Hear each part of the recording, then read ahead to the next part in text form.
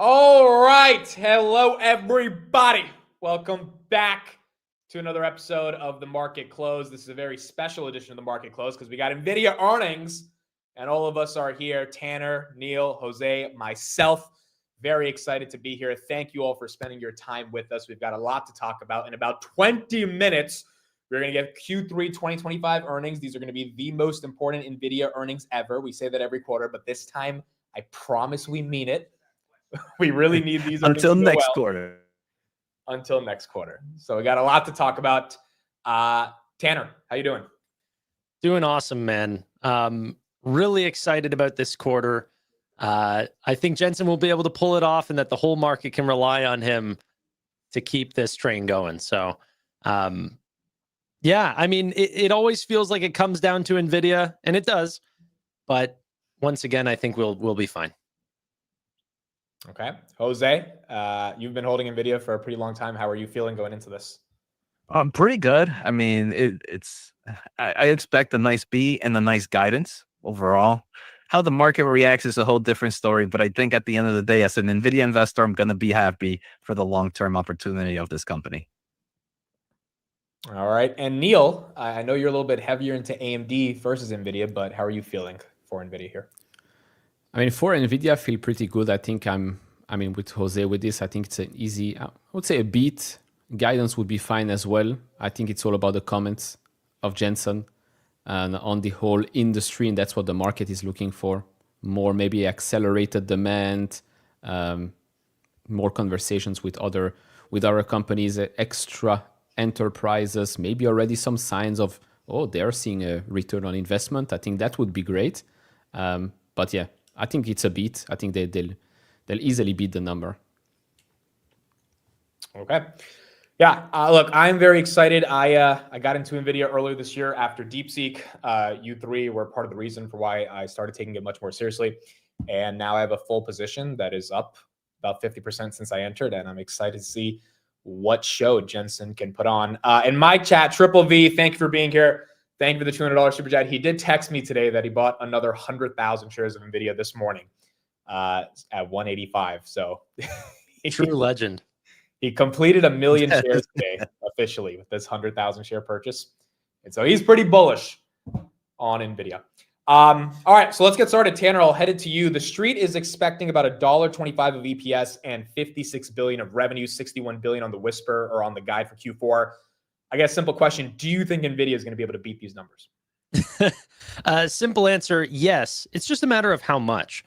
The beats have been tightening, and we've sort of, gotten around the 2% surprise on top line. So I wonder if we're going to stay within that range. I haven't done too much deep diving this quarter into really taking my own stance on what I think is going to happen this quarter. I'm more looking forward to the commentary by Jensen rather than just Q3 numbers. I also have a question for Neil and Jose. If you guys think that data center revenue is going to reaccelerate this quarter, year over year. Well, I think we were just looking at this, right, Neil? I mean, revenue growth for this, I don't know the data center itself, but the revenue was 55% expected to be up this year. And then the next 2 quarters, it was still expected to be 55% on the year-over-year growth, based on what the market was expecting. And I do believe we're going to get a little bit better in some of those.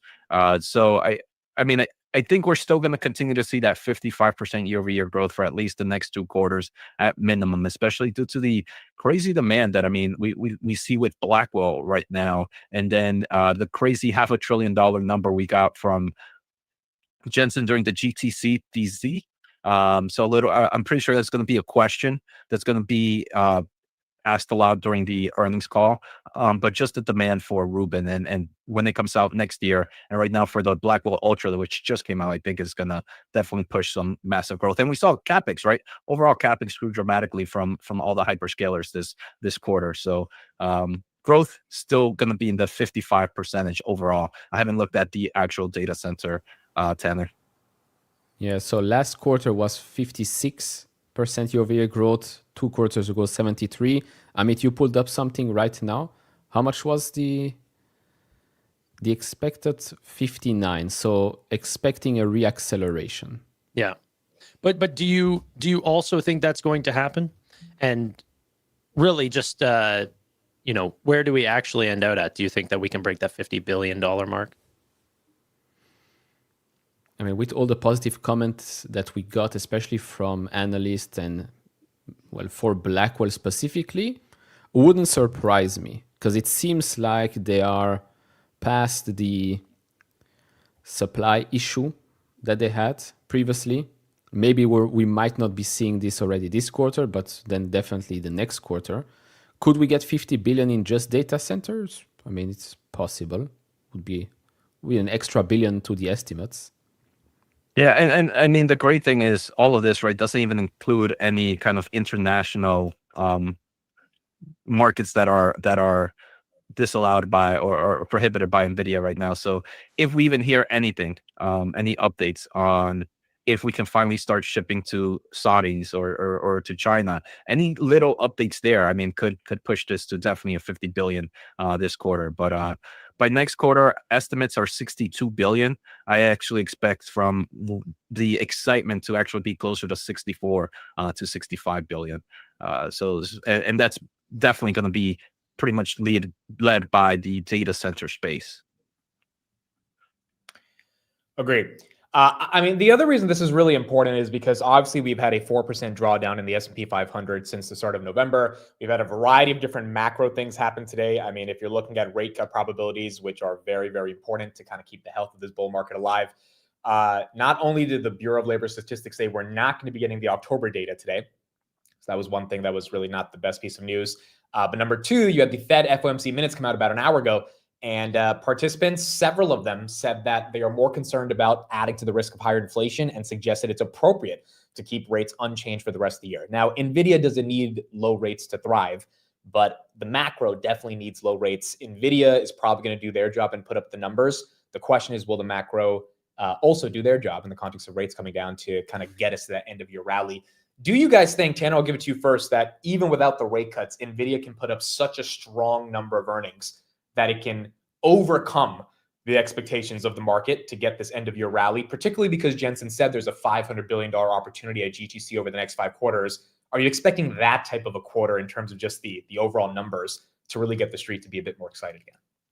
Yeah, I mean, you've already said it. I don't think Nvidia is, what's making or breaking their business is 25 basis points of cuts. Like, I think Powell even reiterated that, like the data center play is such a massive total addressable market. And there's such a massive opportunity here that a quarter point of rates is not going to change Meta's outlook, Google's outlook, Microsoft's outlook, or any of the neo clouds or any of the enterprises that are tapping into those customers. So I think for financials and certain industries that cut it close on margin, like they really need that quarter point.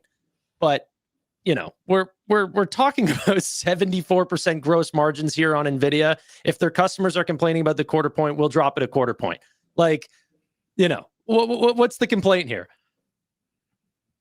Yeah, the complaint is more on those that have debt that does get influenced by higher rates. But if rates do come down, then you have companies like CoreWeave who will pay less interest every quarter. Right. And I think that's also why we've seen a lot of weakness on CoreWeave. We've seen them in CDS for CoreWeave, for Oracle. The pressure is on those stocks. Again, 25 basis points might not seem a lot, but for the likes of CoreWeave, definitely Oracle. I mean, Oracle is still Oracle, but they don't really have the free cash flow to support all of the projects. Well, I think if they are going to their customers and their customers are saying, hey, we're having a hard time meeting you at your prices, I think the advantage that NVIDIA has is such a massive margin on price that they could potentially cut price in order to meet those customers' needs. So, we're still talking about them taking very advantageous pricing here, 70+% margins, and that's just because they have the best TCO versus any of the other chip suppliers. So I don't know. I don't know if they'll be affected by it at all. In terms of what we'll hear from Jensen, this is just my opinion. We're already talking about this $500 billion expectation of revenue from their large customers, what more do we want to hear from them? I think just a reiteration of that comment alone would be, some sort of reassurance. But I don't know if necessarily the stock is going to turn around. Just so we're clear, my expectations of Nvidia is good fundamental numbers and them continuing to grow. I'm not necessarily calling for green in the aftermarkets or that the market is going to react positively. We saw this last quarter, great quarter, and then the stock sold off, and even in the next day, I think we were down like 0.7% or something. But it doesn't change the long-term thesis. And I think Nvidia is going to really benefit on the GTCs and the press releases and the multi-gigawatt deals that they end up signing and talking about over time, not just the quarterly releases of their numbers. I have a similar take there to Tanner, because we already know a lot of what more can Jensen tell us. Like, he already gave us everything during the GTC DC. We already seen kind of all these great updates and all these announcements of various AI investments. Like, what more can he say during earnings to really get us a little bit more excited? Obviously guidance is more than enough if he gives us a great guidance, but outside of that, I don't know. And hopefully I'm wrong, and he gives us something that gets us pretty excited after hours. But like Tanner mentioned, for overall, I'm excited for the company's fundamental. After hours is pretty much a coin flip. Okay, so people are pretty bullish. I just put a poll in my chat. 4 options: Nvidia after earnings, 180 to 185, 185 to 190, 190 to 200, or below 180. 44% of people are saying 190 to 200. And by the way, the options market, so there's a 7.5% implied move. There are a lot more calls than there are puts, especially in that 190 to 200 range. So, if there is a move, you could tell that the options market is trying to foreshadow a move upwards to 200. Now, the options market has been wrong many times in the past, but I think it's going to be a very, very interesting move because, again, just like Tanner said, NVIDIA has already given us so much information. The whole $500 billion in 5 quarters, they said that at GTC. And that was kind of the bombshell. What more can you say? So really, I think the question on this call is going to be, can they live up to that? Can they show that they're having the foundation to execute against that mission? And this whole GPU argument, right? The GPU depreciation, I'm sure Jensen's going to be asked about that. Can they clearly say that the GPU depreciation is good for their customers and not stopping their customers from upgrading to the next model, which is what's necessary for NVIDIA to continue selling chips? And one thing, I would say with the $500 billion number, I feel like some confusion happening in Wall Street and online, because some people are saying it's $500 billion for Blackwell and Rubin, counting Q1 and Q2, counting the previous quarters. Now, some people are saying that is just counting the next 5 quarters. I believe is actually the prior opposed to the latter, even though, even if it's the prior, it's still very bullish because it's still much higher than the overall consensus. But I do believe that's going to be a question that we're going to finally get a confirmation from Jensen, and more importantly from Colette, which really deals with the numbers there.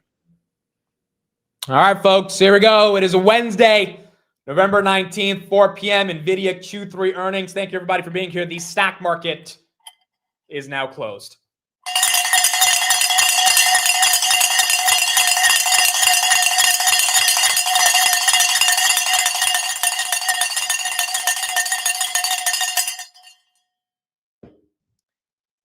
And now we wait to see hundreds of billions of dollars either go up or down, and for us to either be rich or poor.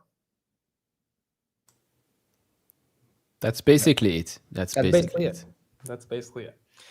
All right, NVIDIA 186.52. We should be getting their earnings in about 5 to 7 minutes. Oracle was down about 0.21% of the day. Tesla up about 0.68%. S&P actually ended green on the day, 662.72. Robinhood, nice little day, 3.3%. Palantir did get to the 162s, 165.42, still ended red for the day. Broadcom was up because of the Googs. The Googs was up because Gemini 3.0 is very, very real. Google hit 303 at one point, ended at 293. Broadcom was up about 4.5% on the day. Amazon actually ended green after going red below 220 on the day. SoFi 26.72, that was up about 1.82%. Bitcoin and Ethereum, we didn't talk about it, but obviously those got hit pretty bad. Bitcoin right there, 89,000.5 on the day, and Ethereum at 29.45. It did get to 2,800 at one point as well. NVIDIA right here, 186.57. All right, so we should be getting these numbers soon. Tanner, any thoughts on Gemini 3.0 coming out a day before NVIDIA earnings, and any implications on that you think for the quarter? For NVIDIA's quarter, I don't think about it too much, but it's a great model. I mean, I'm very excited for Google stock in general, and I've been calling this for some time that I do think that they have, you know. By the way, guys, to these red candles, NVIDIA is not expected to show earnings till 4:20 or so. Oh, really? It's 20 minutes? Yeah. Oh, okay. Yeah. All right, we have time. Okay, cool. Yeah. Right. So let's focus on Palo Alto and stuff. Well, obviously look at this, but Palo Alto is going to be coming out before that. Wait, for other companies Google, report today? Sorry? I said other companies report today.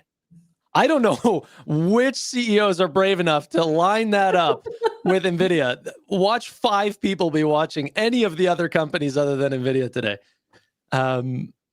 But that being said, Google, I mean, they own their own silicon, they own their own data, they have proprietary data through YouTube, they have all the customers, billions of people going to YouTube and Google Workplace and Google Search and all of these things. It was hard to bet against Google and their advantage in artificial intelligence. And, you know, we're here to talk about NVIDIA, but I think that TPUs are going to do well for Google as well. I just think they're extremely well positioned right here. But yeah, you asked me, what does Gemini 3 mean for NVIDIA? I don't think much. I just think that it shows off that, you know, we're still advancing in these models, and people think that, you know, somewhere we're going to start not being able to hit higher and higher benchmarks. It's not today. We haven't found it. Neil, same question to you, and then Jose as well. Do you think just the raw model capacity that Gemini introduced kind of got people to feel a little less scared about the AI bubble narrative that's been going on?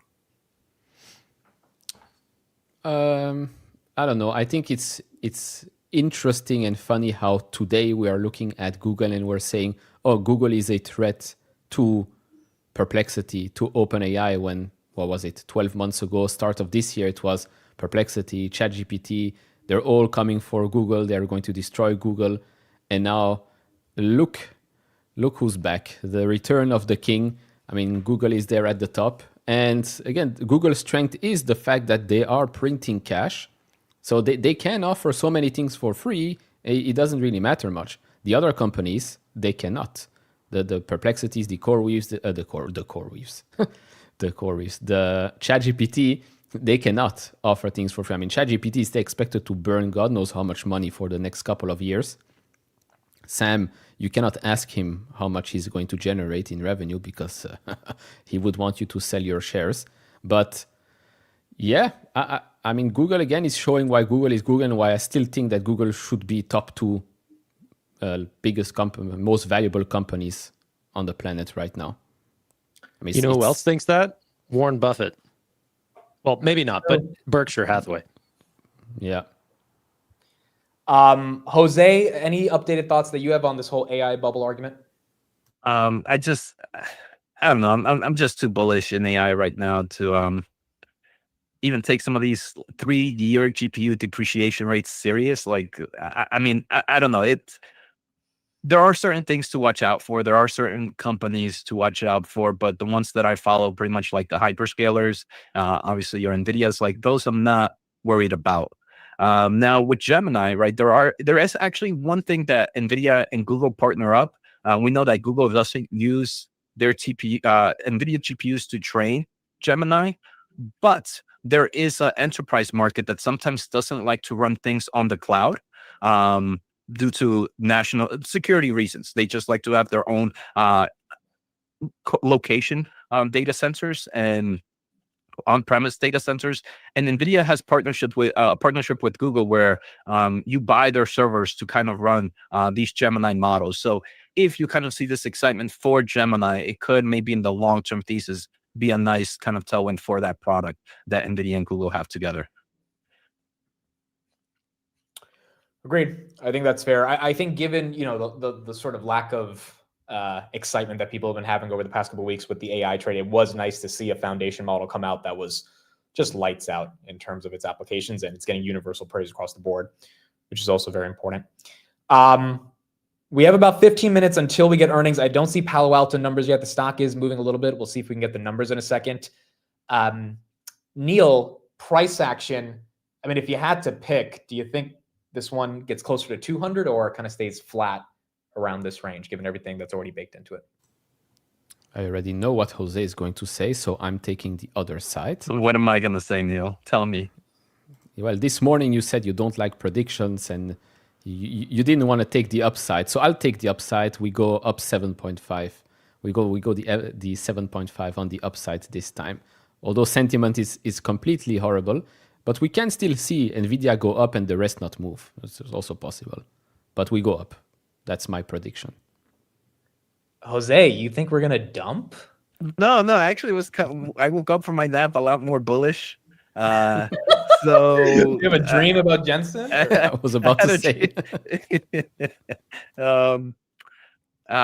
If I can't pick flat, I'm gonna go green.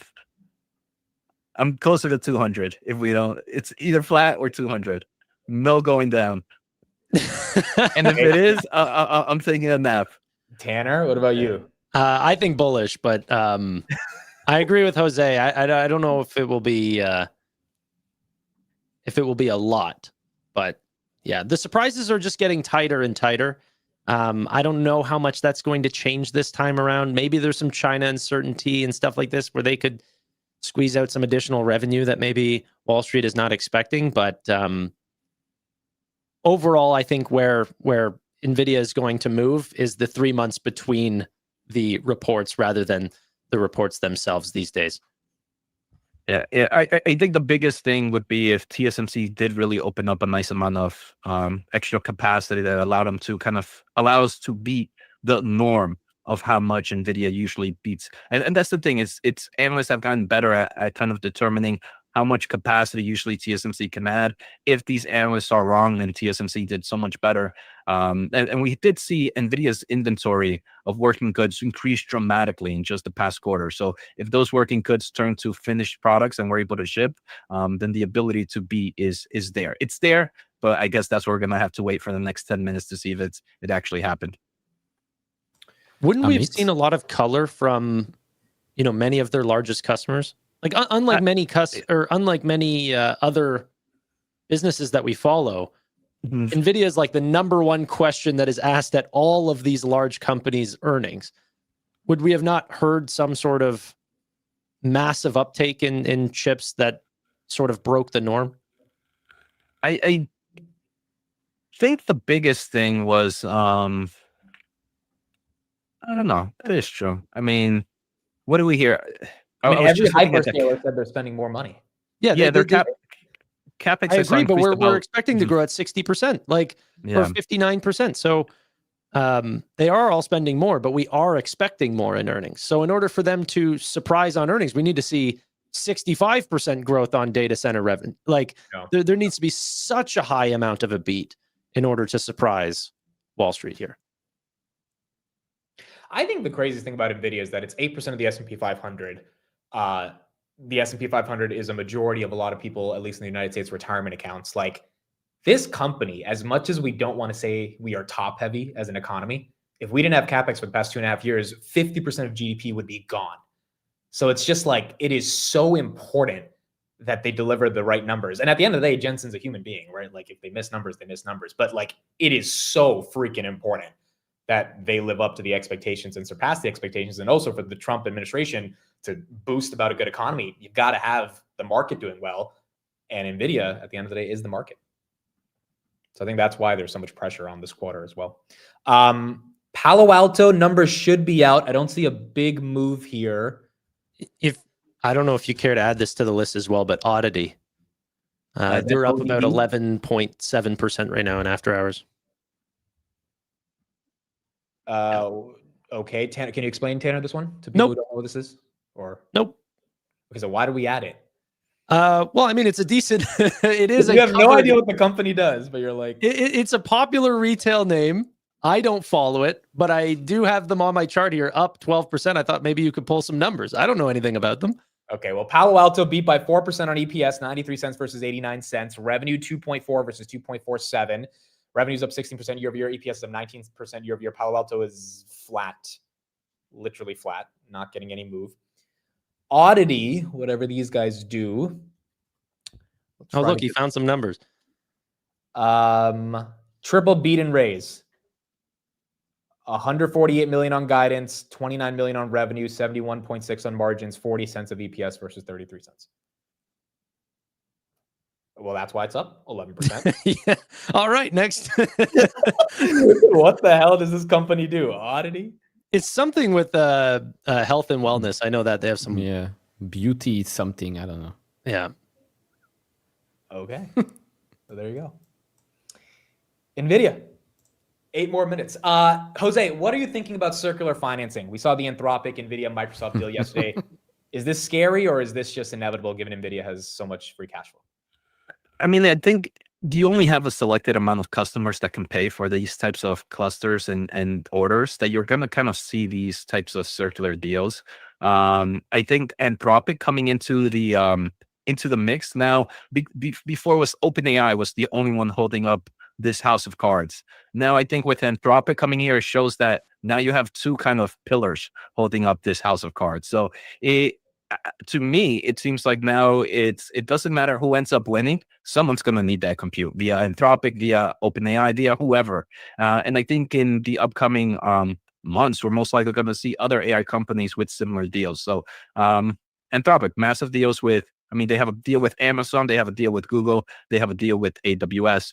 The only reason they're doing that is because they need the compute. They're seeing massive revenue growth. They're seeing strong demand for their coding solutions. So it's for them, it's an actual great revenue business. And it seems like they have a better business model than OpenAI. So I'm happy they are added to this pillar of house of cards of AI.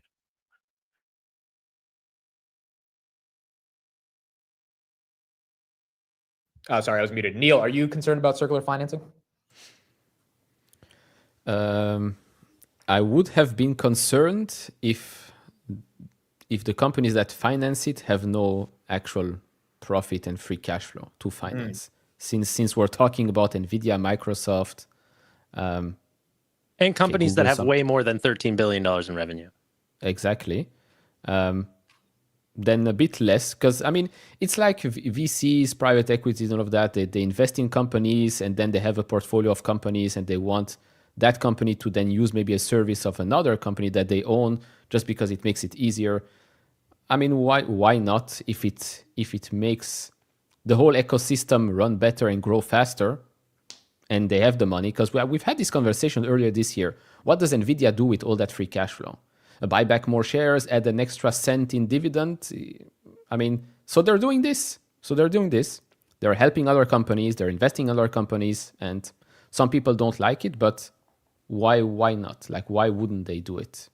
It makes sense, since eventually the money comes back to Nvidia and the ecosystem grows, and it makes sense. That's not to say that there won't be some small AI companies that will be bankrupt and blow up in the future. Like every cycle, we see a lot of companies succeed. We do see some companies that will blow up. It's just the nature of evolution, I'd guess. Tanner, your thoughts on the circular stuff? I'm actually perfectly fine with it. If you guys remember I'm perfectly fine the way that Nvidia is doing it. I think there's a difference between the way that Nvidia has done it and the way that AMD has done it, by the way. One is taking equity as payment. The other one is giving equity as an incentive. So if you go to buy a business or something like this, you see it all the time. Companies can either give cash or equity as deals to buy companies. In the way that I look at it, Nvidia is essentially buying parts of businesses, giving them their product, and then, buying parts of their business, and then those companies are ordering from them.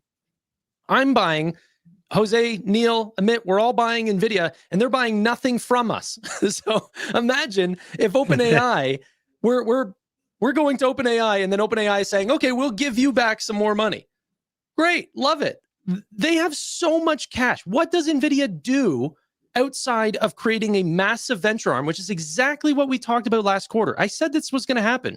It's what happened with Google. It's what happened with Microsoft. It's what happened with Apple. They have to have some level of just a massive venture arm to go out and invest, because that's the only thing they can do whenever they're the most profitable business in the world, or will be the most profitable business in the world, essentially by the end of this year. But so I think it's fine. They're buying OpenAI, which is historically the fastest growing company in the world ever. Intel, Anthropic, all of these companies. And they know that those companies are going to do well because, well, you know, a little different on the Intel side, but they know that those, you know, AI businesses are going to do well because they're using NVIDIA's products. They are going to the products that they think are the best in the market, have the lowest total cost of ownership, and in return, they're taking an equity stake in those businesses. If we ever look at any of those deals, the OpenAI deal, the Anthropic deal, any of these, they are buying way more chips than what they're giving them in to purchase in equity. They're buying something that is expected to continue to grow. Now, people can say that, you know, OpenAI at 500 billion might be a lot. Anthropic at, you know, nearly a similar valuation is also a lot. But, you know, those same similar characters probably said that OpenAI was overvalued at the first time whenever Microsoft did you know, their first buy at 50 billion. I don't think we know where this market settles out at. The growth in users, the growth in revenue, the growth in total take rate continues to climb. NVIDIA wants a part of that. I think it's one of the only natural ways that they can grow at this size. I agree. Numbers are not out yet, folks. We got 2 minutes. Here's Palo Alto's real quick. And in about 2 minutes, we should have NVIDIA officially coming out. I have a question. Well, wait. 93 cents versus the 89-cent adjusted estimate. Revenue, a slight beat at $2.47 billion. And then if we look at some of the other metrics that investors follow, whether it's annual recurring revenue for its next-gen security at $5.9 billion, that came in ahead of expectations, as well as its remaining performing obligations. Its second quarter guidance, so its outlook for the second quarter, in line with expectations. And going into this report, the bar was set high, with the stock up about 55% over the past 6 months. The company also announcing a new acquisition, a next generation platform called Chronosphere. And as you know, John, it follows that mega acquisition of CyberArk for $25 billion. So we will look to hear from CEO Nikesh Arora on his company's M&A strategy. All right, so you got another acquisition. They did beat on the top and the bottom. Stock is down 6.5% on Palo Alto at 188. NVIDIA is left 1 minute. We are going to see the numbers soon. I'll be looking at the stock. These three guys will be trying to get the numbers. I'll also see if I can get the numbers, but I'll get the immediate reaction to the stock. 186.75, up about 3% on the day. We should be getting a move very soon. I have a question for you, Amit, first. Is OpenAI too big to fail? I think so, yeah. Yeah? I think they've just committed too much money to a lot of public companies that are now in deals with them. Like, if they do fail, could they be replaced? Yes, there's other model companies that are out there, but a lot of that spending commitment goes out the window, right? And that's why I feel like they are too big to fail. I'm on the other side of that. I don't think any consumer-facing business is too big to fail. Looks like we might have numbers. We're green. 189. Initial reaction is positive. 189.40.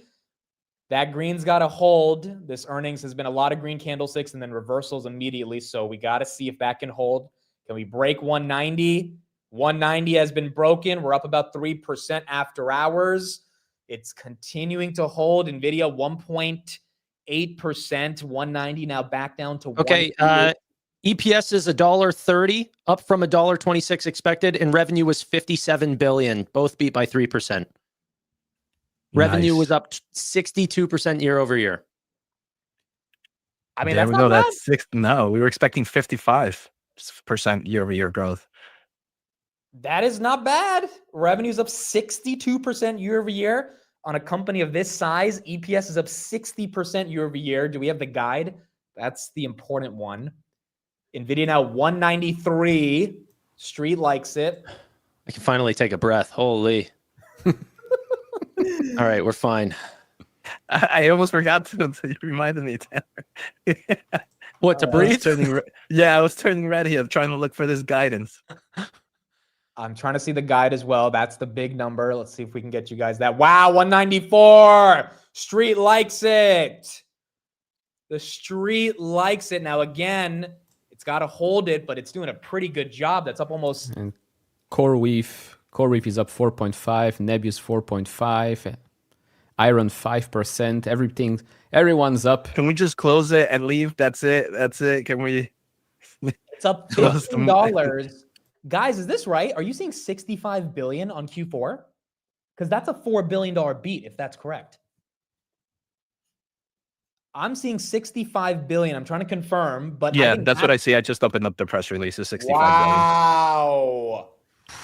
Dude, that's a $4 billion beat on the guide. And you know they're going to beat 65 in Q4. Yeah. That's their conservative number, which is crazy. Their conservative number is still almost as equal as the most bullish. I think the most bullish was Bank of America with 65. So that is insane.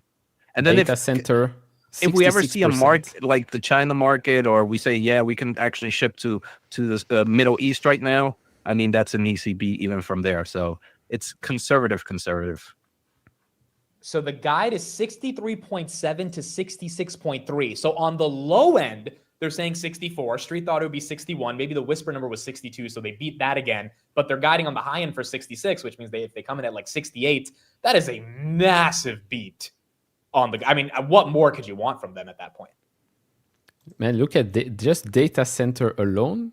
Increased by $10 billion quarter over quarter, 25% quarter over quarter growth, 66% year over year growth for data center alone. The only person that probably cares about this is Jose, but professional visualization as well was up 26% quarter over quarter and 56% year over year to $760 million. I mean, now all those workstations are being just gobbled up by AI engineers and anybody else that can use those nice RTX Pro GPUs. Very small line item, but still fun to watch. Some quotes cash and cash equivalents, $60 billion. Wow. I mean, they have plenty of cash. So Jensen quote, Blackwell sales are off the charts and cloud GPUs are sold out. Compute demand keeps accelerating and compounding across training and inference, each growing exponentially. We've entered the virtuous cycle of AI. The AI ecosystem is scaling fast with more foundation model makers, more AI startups across more industries and in more countries. AI is going everywhere, doing everything all at once. Revenue, again, you can see 57 billion. That's up 62% year over year. Gross margins inching towards 74%. OpEx at 5.8 billion. Operating income 36, and then you have net income $31 billion of profit, which is a 54% net income margin. Incredible. And then fourth quarter outlook, 65 billion. Here's a bit more coverage, and then we'll get deeper into the numbers.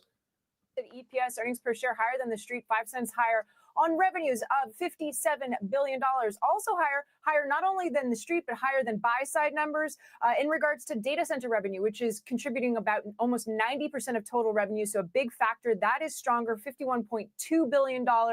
And then gross margins. We keep worrying about input costs, memory costs, et cetera. Gross margins coming in slightly above 73.6%. Street was anticipating 73.4%. There is a very bold statement from Jensen Huang, the CEO of NVIDIA. Blackwell sales are off the charts and cloud GPUs are sold out. Compute demand keeps accelerating and compounding across training and inference. So, and he said we've entered this virtuous cycle of AI. So I'll go through it to get you some more numbers, but so far quite bullish. The stock reacting positively. Guys? All right, Christina, thank you. Stock's up about. I mean, this is a good quarter, dude. Sold out. What is the biggest fear of this AI bubble? That there's like, we're overbuilding these data centers, these GPUs. Jensen's like, we can't build them fast enough for people. Send them to space. Send them to space. I mean, goodness. We're at 191.40. Maybe the stock sells off a bit, but I mean, realistically, if we can just detach ourselves from the stock, that quarter, once again, we'll go deeper into the numbers, is legitimizing this entire AI revolution that all of us have been invested in for the past couple of years. And eventually the street's going to have to allocate capital to the companies that are growing. And NVIDIA is showing that growth. And I would say just the guidance alone, right? It showcases that even though analysts think that they know the stock, it's still even breaking those, right? We were in the portion where we were just talking a few minutes ago that analysts were getting a lot closer at kind of determining, and again, not looking at stock price, but just the percentage of beat is I would expect this to be a lot higher than prior beats, and it showcases that Nvidia can still shock us, even though everyone and their mothers are watching this and looking at the revenue numbers. They still give us that curveball. Yeah, I mean, we essentially tightened on the revenue beats, was going almost down to under 2% a quarter. This time, nearly 4%. You know, so this was a little bit of a shock, and the market likes it. The market actually doesn't like it as much as I think that they probably should. But that being said, there's an overall bearish sentiment on the market right now. I mean, we were trading on this stock at 5 trillion not too long ago. Now we're at 4.5 trillion. Essentially $500 billion removed from Nvidia. Maybe a little bit of that pouring back in, but only a small bit. Agreed. So let's keep going through some of these other numbers. This is pumping all the data center plays, by the way. CoreWeave pushing almost 100, or not CoreWeave, Nebius pushing almost 100. You gave me a heart attack for a second there, man. I hate you. Well, CoreWeave's up 4%, so you shouldn't be too upset. You got Bitcoin back to 90. Jensen somehow single-handedly created a $1,500 pump on Bitcoin. Nvidia again up 2.45%. Google's up 0.5%. Nebius up 3.92%. Tesla's up a little bit. Google's up 2%. Broadcom up another 1.5%. Oracle getting some love. Meta getting some love. You got the S&P itself that's up 0.3%. I mean, we really needed a good quarter, and we got a hell of a quarter. We got the quarter that we needed. Let's see if we can pull up some of their deeper numbers and try to see what else we have. Man, I'm still trying to get their press release. You don't see it on their website? No, I don't see it. I'll send it to you. Okay. Sometimes if anything, I'll share it on chat. Okay, yeah, let me share this. Oh, okay, you shared it already. Okay, so some other highlights. Third quarter revenue was $51.2 billion, up 25% from the previous quarter. And that's just that's excluding, or that's just for data center. Blackwell had achieved the highest performance and best overall efficiency in the semi-analysis inference max benchmarks. Dude, shout out to Dylan Patel getting referenced on Nvidia's earnings. That's crazy. It's incredible. Strategic partnership with OpenAI to deploy at least 10 gigawatts of NVIDIA systems. Reveal plans to accelerate 7 new computers, including with Oracle for the Department of U.S. Energy. 600,000 GPUs being deployed with Humane, which is the subsidiary in Saudi Arabia. Gaming, third quarter gaming revenue was $4.3 billion. We forget NVIDIA's a graphics card company for video games as well. So that's another $4.3 billion. That's up 30% year over year. And then professional visualization, $760 million. That is up 60% year over year. Automotive, $592, up 32% year over year. NVIDIA with their Cosmos synthetic platform to be able to help companies like GM bring in the world of self-driving. There you go. Almost $500 million in revenue in one quarter for that. Okay, so one thing I also did notice within the data center market, I have that on the other press release. They talk about networking. Networking was out of the $51 billion in data center revenue, networking was $8 billion, and it was up 162% year over year. So this is kind of what NVIDIA is right, is the whole rack scale solution, and now kind of this whole data center infrastructure. They're not just building or helping build the racks, they help kind of connect everything together. So that networking demand, I think, is going to continue to grow. And $8 billion, this is crazy. It's their networking revenue is probably bigger than some of the actual companies that do networking itself. So it just showcases how this company is just taking everyone's market. Yeah, 13% quarter over quarter networking revenue. They did say that was going to happen, though, right? On the second half of 2026, I think they did state that it was going to accelerate, but that still is pretty shocking. I'm surprised, but like purchase of property and equipment, like their CapEx spend went down quarter over quarter. It's only $1.6 billion. They brought in $22 billion of free cash flow. I mean, like everyone else is paying the cost to get NVIDIA's chips, and they remain such an asset light business for what they really are. I mean, it's incredible. It's such a magical business. And then people complain about them going and buying OpenAI and Anthropic. It's like, what do you want them to do with all this money? Like, just sit on it? Like, I don't know. You're right, dude. Like, giving me another penny for a dividend is not going to make a difference. They have to invest in the ecosystem. Yeah. Yeah. And if they are truly a big believer in artificial intelligence, which they are, the dividend's not going to do anything for shareholder value. What it's going to do, if they truly believe in it, which they get, a firsthand look at all these products that these companies are making, they're realizing, oh my God, this is going to change the world. Investing in Anthropic and OpenAI and all of these businesses is going to multiply our investment. That's way better than throwing it in some US treasuries or something like this. Like they're really making the long-term bet. And Taylor, you mentioned one thing is like they are in the front row seat of these AI companies. Like these AI companies come to them and say, look, I need to have your GPUs do this type of thing because the next model I'm going to create, I expect it to do this. So it's like, I don't know if I don't want to say it was like they have that insider knowledge within there of how well these companies are going to go. That's like for them, it's almost like, yeah, might as well just invest in these. They're going to, like you mentioned, buy more GPUs from me. But for me, it's going to also be an asset growing investment at the end of the day. So it's with that amount of free cash flow. And I don't know with the current administration, but I would say prior acquisitions would have probably been blocked off. So maybe instead of doing acquisitions, they rather do these types of investments to keep the ecosystem fully in full survival mode, if ever needed to be.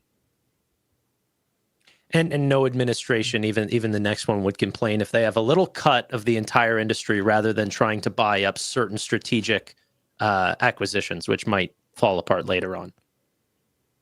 I am just so happy when stocks go higher.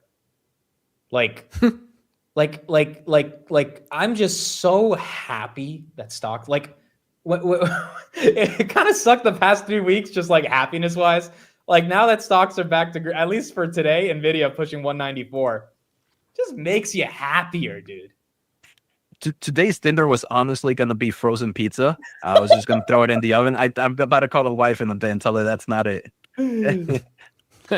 Just frozen pizza, not even in the oven. There's no oven. There's no oven, no heat right now. The heat is not on. All the money being saved to buy more. If I don't use the oven, it's going to help the cost of the data centers spending all that money on energy. I can help the companies I'm investing in. There you go. But honestly, whenever a company like Nvidia continues to sell out their products over and over and over, another thing that needs to be recognized is that they are not selling their chips to just the first customers. They almost need to be a kingmaker in some sort of respect because they want their customers to come back. So they need to kind of pick winners a little bit. So it is interesting. Nvidia is almost getting pitched to in the AI space to be like, this is what we are working on. Give us your chips. It's the VC of the space. 100%. 100%. The S&P 500 up almost 0.5% after hours. Nebius is up 11%. CoreWeave's up 7%. IREN's up 8%. Cypher's up 10%. Every data center play getting a boost because NVIDIA basically just said demand is real and there's going to need to be a lot more data centers built out for this demand. 193.55. Here's what D.A. Davidson has to say on this quarter. Circular deals. All these things are valid concerns. They've put pressure on NVIDIA's stock. But sometimes the most important thing is the only thing. The demand for AI compute is growing so fast. The models are getting so good that all of these companies will need to continue to buy NVIDIA into the foreseeable future in order to be able to provide us access to the AI compute we want. Just yesterday, Google came out with Gemini, and we've been talking about how that's on top of TPUs. But the more important takeaway is that this is by far the biggest model trained on the most chips, which tells us we're still on the scaling for compute. So our models are still getting better, even though we're now using gargantuan clusters of chips to train them. That is a very good sign for the demand for NVIDIA. Okay, we want to get Jose, would you kind of agree with that core argument? Yeah, I agree. I mean, the other thing is like we're still just in the chatbot era. Like people still forget that we're still only in the 8-second video making. Right, you're only can make 8 second of videos. What happens when companies are out there using this to make an hour movie or make some 50-hour gameplay of video games? The healthcare industry, the automotive industry, all of these don't need to succeed at one time, or they don't need to succeed, but the opportunities for one of these to become a huge, the healthcare, I don't know if I mentioned that, for this to become a $100 billion opportunities is out there for every single market. And we only need that one that can take this even higher and higher. Yeah, that is not stated enough. Like the need. I think Sam Altman was on a podcast recently talking about how agentic AI is going to go from doing tasks that take minutes to tasks that take days.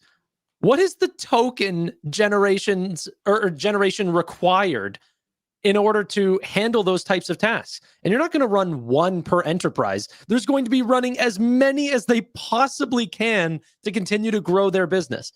So, like, I do think to some degree, I think Cern Basher said this or someone like this, we are almost at that phase of electricity where we're starting to get like the street lamps outside are now being powered by electricity, and yet people are calling it a bubble. Like nobody's homes are run on electricity, no businesses, just the street lamps outside, and people are like, man, these valuations are crazy at forward PEs of 30 times. What are we talking about?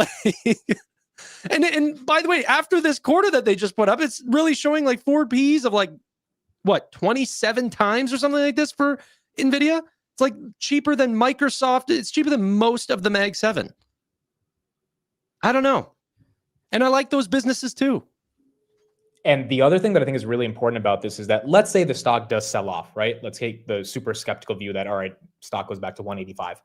It becomes cheaper now that the earnings have gone up and the stock continues to go down. Number two, the people that didn't have exposure, or the people that were on the fence of AI bubble, the people that are like listening to Michael Burry, they have a chance to see a new quarter that we just got, listen to Jensen over the next 90 minutes, and really ask themselves, do I want to be a pessimist for the next 5 years? Or do I want to side with everything that I see is happening in front of me and that has the numbers to back it up? This is not a fairy tale meme stock. These are real numbers trading at a reasonable multiple. You're not paying 700 times earnings, 800 times. You're paying 27 times next year's earnings on, like, and they get to make a decision. And if it does sell off, I think you get a lot of people that get excited to get some exposure and buy that dip. I mean, it's definitely possible that we do have a pullback because we do have some macro data that's expected right this week. I don't know when, maybe tomorrow or Friday. So it is possible that we get a pullback. But then, like you said, if we get a pullback, we just got numbers. It is getting cheaper, even for a company that is worth, what, $4.6 trillion, still growing 50, 60% year over year. Quite astonishing. Let me actually call Michael Burry. You mad, bro? You mad? You might be a little mad. You might be a little bit mad. Yeah, there could be reasons for a stock market sell-off that has nothing to do with NVIDIA, right? Jobs, Fed, Trump tweets, all this stuff. But the point is, if NVIDIA sells off after these numbers, given all the fears of AI bubble, I mean, you're going to have a lot of people wondering if that's a really good opportunity. Just like DeepSeek was a great opportunity for a lot of people to build their positions for the first time. And that might happen with NVIDIA here. We got about 20 minutes until we get the numbers. Let's get a little bit more coverage right here, and then I'll give these guys a couple of minutes to think about what question they would ask if they're on the earnings call. But if you are on the call, put in the chat what would be your question you would ask to Jensen. Increase in CapEx into 2026. I think that pretty much secures 2026. So for the most part, we're talking about 2027. Which is, can we get enough power? And is there enough downstream demand to monetize the previous investments? All right. Well, James Demert, back with us here on set. You already own NVIDIA, so you're happy. You probably don't sell it, but do you buy more? I think if you don't own enough of it, you got to add more here, John. And I think a lot of people don't own it. I think a lot of people are just, again, underestimating how incredible these numbers can be. Probably going to be that way all the way into 26. So if I own it, which we do, a lot of it, we want to continue to have that position. If your position's not big enough, I think you use this chop. I mean, the stock's down 10% from the high. Here's a great window to go in there and acquire more shares. And I don't think they're going to have any problem with competition in 26. But let's keep in mind, the real risk in NVIDIA isn't the AI cycle because we're early, but it is the product. And you've got Google and Amazon coming along with some chips as well. And that could be something we look at in 26. But boy, this clear ceiling from here. Yeah, Barbara Duran is here on set as well, also a shareholder. Barb, I want to get your thoughts on this report. We just talked about it, the fact that H20 sales were insignificant in the quarter, according to CFO comments. I mean, earlier today, you had Jensen Huang in Washington for this Saudi investment summit as well. And one of the headlines that came out of that is the fact that it looks like the U.S. is now greenlighting these advanced chips for investments in Saudi Arabia. How much does sovereign AI still have a role to play, especially if you do start to see a petering off in coming years of hyperscaler CapEx? I think sovereign has a big role. And we haven't even talked about China because that's still very caught up in political ways. But that could be another, if they get permission to sell the Blackwell current generation chips, that could be another 50 billion to them. But the sovereigns are definitely coming. And it's with the hyperscalers at first. Those are the ones that are spending hundreds of billions. But the sovereigns will be quite large. And as long as there's not a political issue in selling to them, this could be big new markets that are happening. So the Saudi Arabians, are going to be one of many, and we've already seen, a bunch of the countries stepping up for this. So, got the sovereigns that are coming in. Jose, if you had to ask a question on the call, what do you think your question would be? I don't know. I know I was supposedly thinking maybe like if you can, Jensen, if you can honestly say like if we're between level 1 to level 10, where are we in the AI stage right now? I'm pretty sure he's going to say level 1, but we'd just love to hear him say it to the overall market. Okay, Tanner, any thoughts on the question you'd ask? We heard some commentary around the $500 billion. It's just, what happens to margins up or down during that next 5-6 quarter build out? Is there going to be some compression or can they keep it at these certain levels? I mean, I'd like to hear some commentary on that. Neil, any question you'd ask? Maybe just on the ecosystem, right? The health of the ecosystem, because that's been, the whole market is questioning Oracle, CoreWeave, and all the other players. Maybe his thought around that subject and moving forward, what he's seeing there. I think that could calm the markets as well in this whole is AI bubble type of. I agree. That was going to be my question. My question would be on the neoclouds. It's like, can you give us a little bit of clarity on why these business models, like why do you have $4 billion of a stake in CoreWeave, right? So I would like him to explain why these business models matter, what's going on with their debt profiles, why their debt is necessary for them to be able to finance the GPU build out that they're leasing to customers. And, if you could calm the markets down about that, I think that would be important. The funny thing is, well, I'll talk about this and then I'll talk about that. And I can make it a little bit bigger. In case there are some visual learners out there, if you take a look at the numbers that we just saw in this quarter, this is what just happened. Like we saw a massive step. It's so hard to continuously grow at this rate.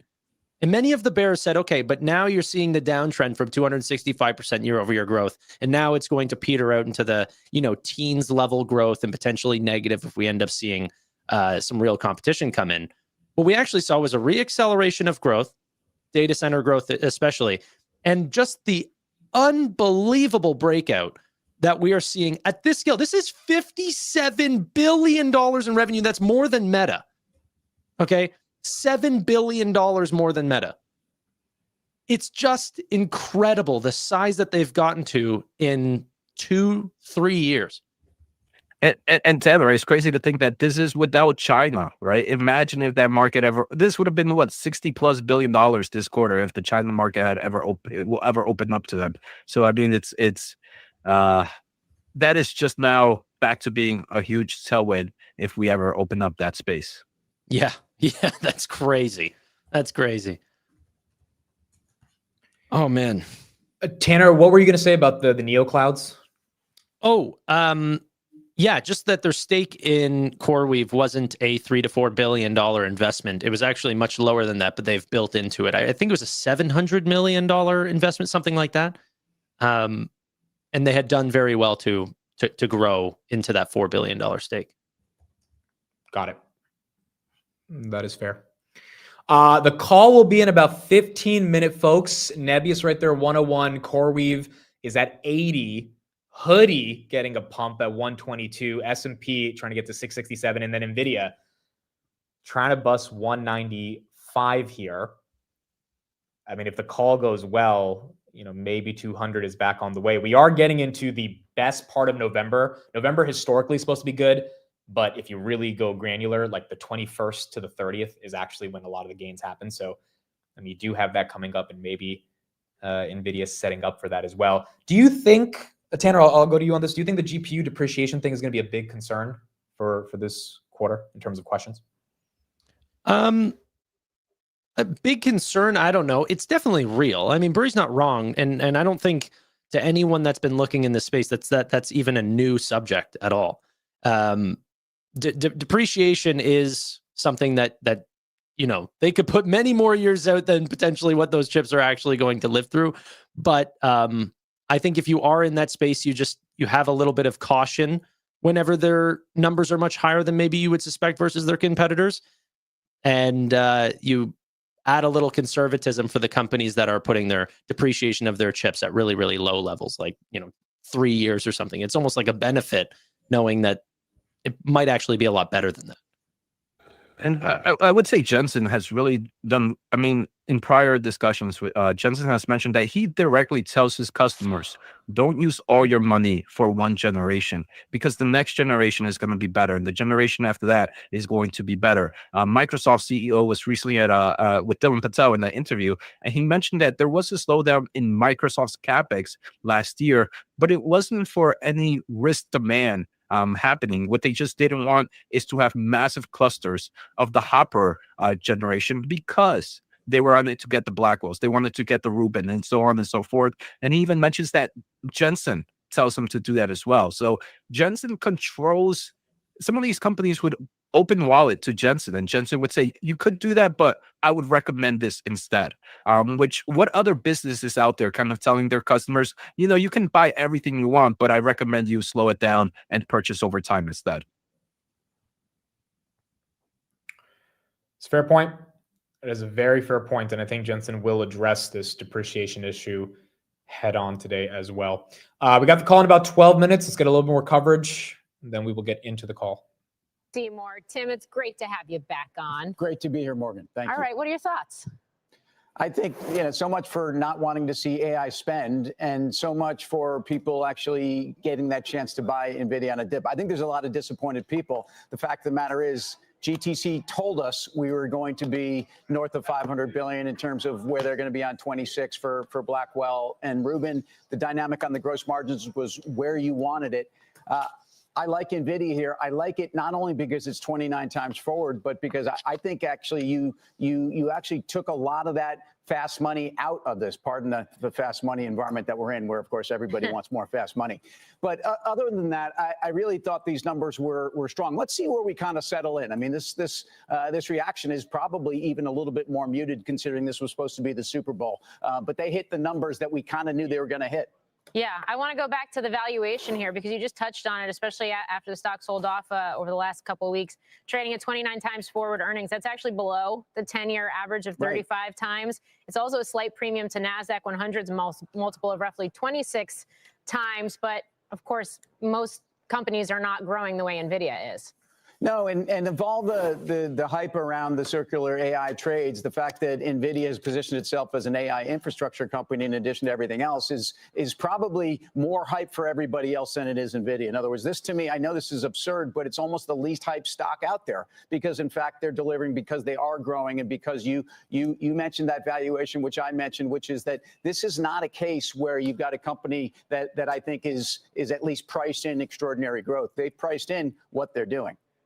Tim, what do you make of the after hours action here in overtime with some of these other AI related stocks?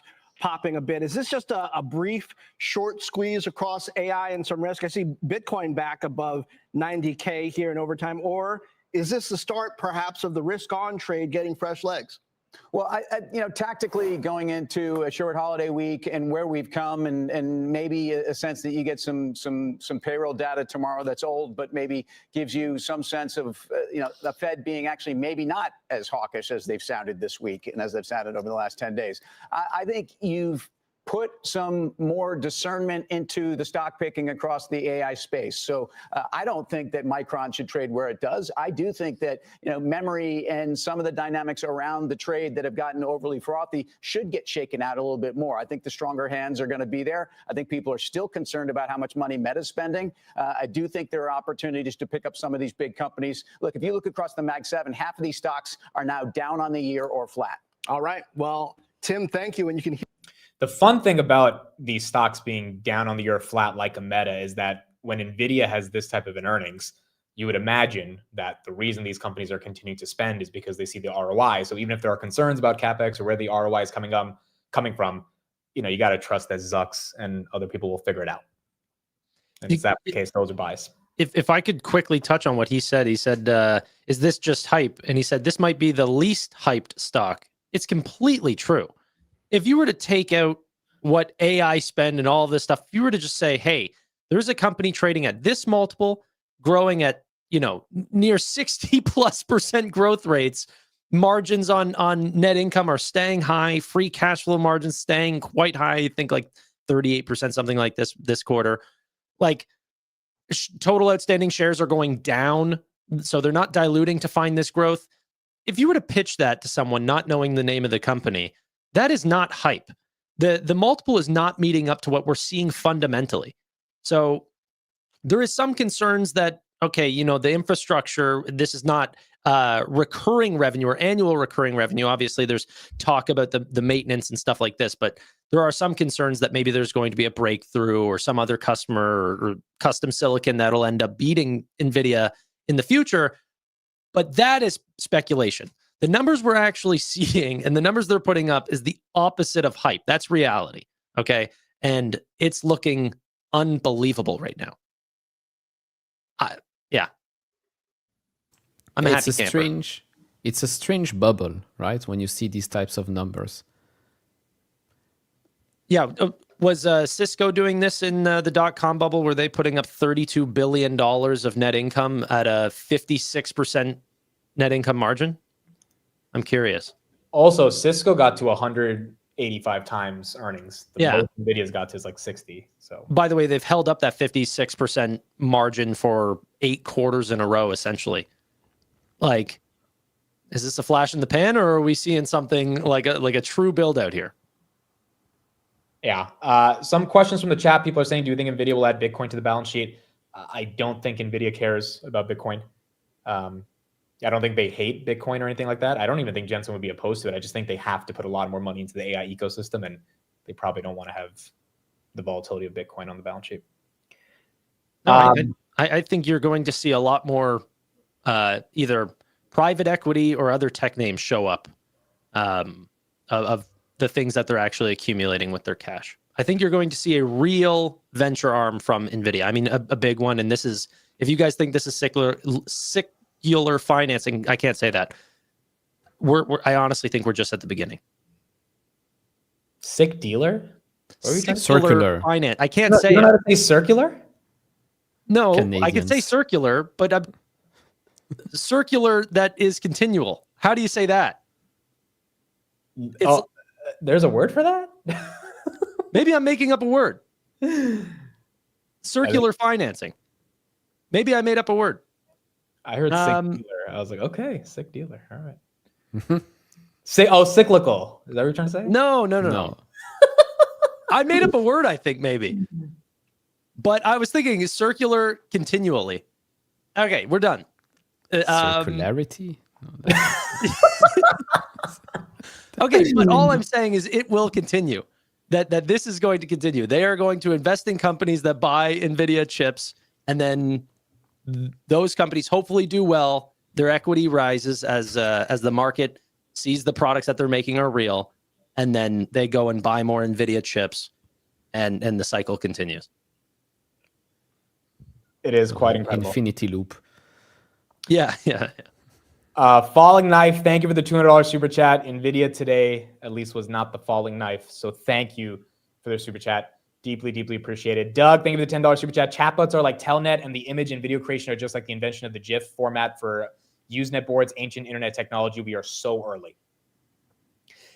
That does feel like it's very true. I mean, the chatbots are the worst they're ever going to be. As Tanner was mentioning, the video generation models only being 6 to 8 seconds. It's going to be 6 to 8 hours one day. And every single application in our lives, whether it's in corporate or personal daily use, it's going to be impacted by AI, which is why, you know, when the bubble concerns pop up, it's very annoying to a lot of people, because it's like, I'm not going to completely dismiss that there are arguments around circular financing and all this other stuff. These are things to be healthily skeptical of.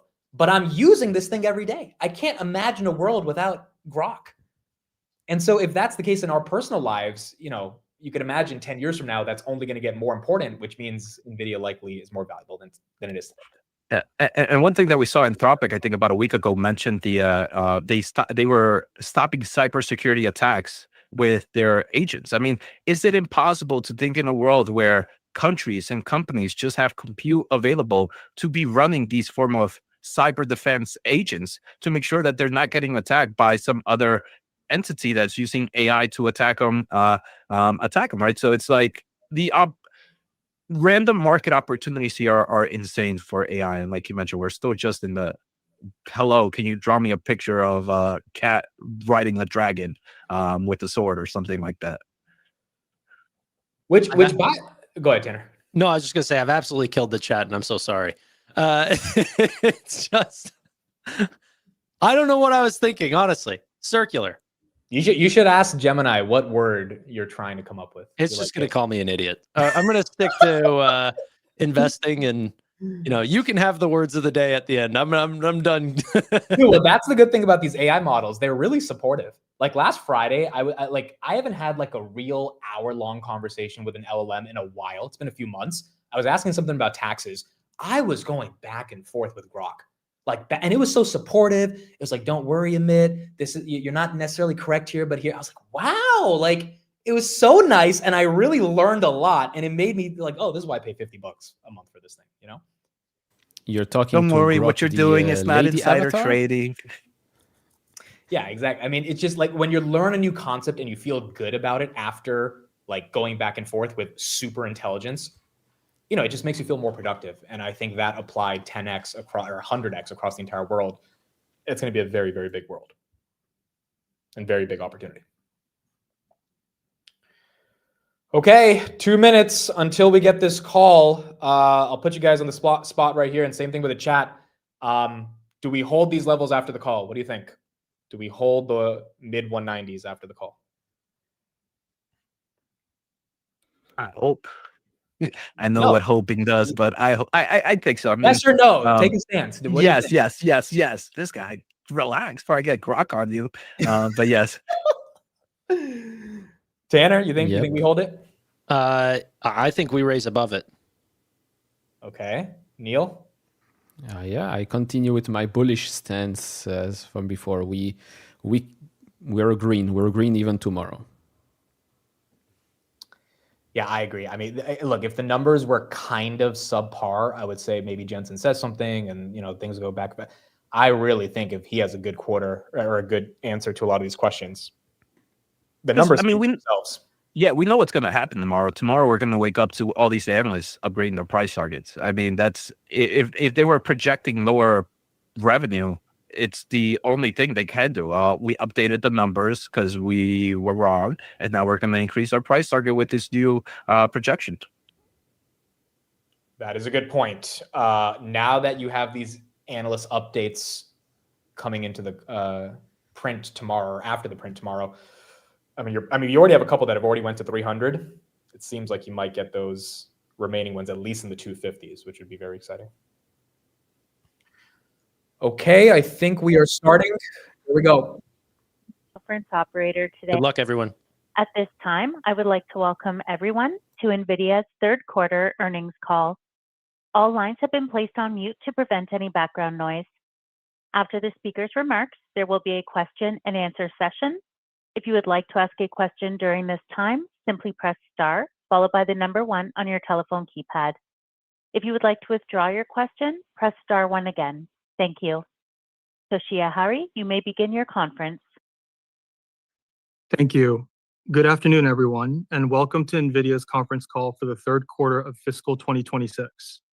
With me today from NVIDIA are Jensen Huang, President and Chief Executive Officer, and Colette Kress, Executive Vice President and Chief Financial Officer. I'd like to remind you that our call is being webcast live on NVIDIA's Investor Relations website. The webcast will be available for replay until the conference call to discuss our financial results for the fourth quarter of fiscal 2026. The content of today's call is NVIDIA's property. It can't be reproduced or transcribed without our prior written consent. During this call, we may make forward-looking statements based on current expectations. These are subject to a number of significant risks and uncertainties, and our actual results may differ materially. For a discussion of factors that could affect our future financial results and business, please refer to the disclosure in today's earnings release, our most recent Forms 10-K and 10-Q, and the reports that we may file on Form 8-K with the Securities and Exchange Commission. All our statements are made as of today, November 19th, 2025, based on information currently available to us. Except as required by law, we assume no obligation to update any such statements. During this call, we will discuss non-GAAP financial measures.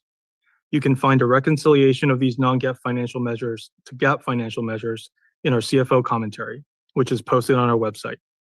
With that, let me turn the call over to Colette. Thank you, Toshiya. We delivered another outstanding quarter with revenue of $57 billion, up 62% year over year, and a record sequential revenue growth of $10 billion, or 22%.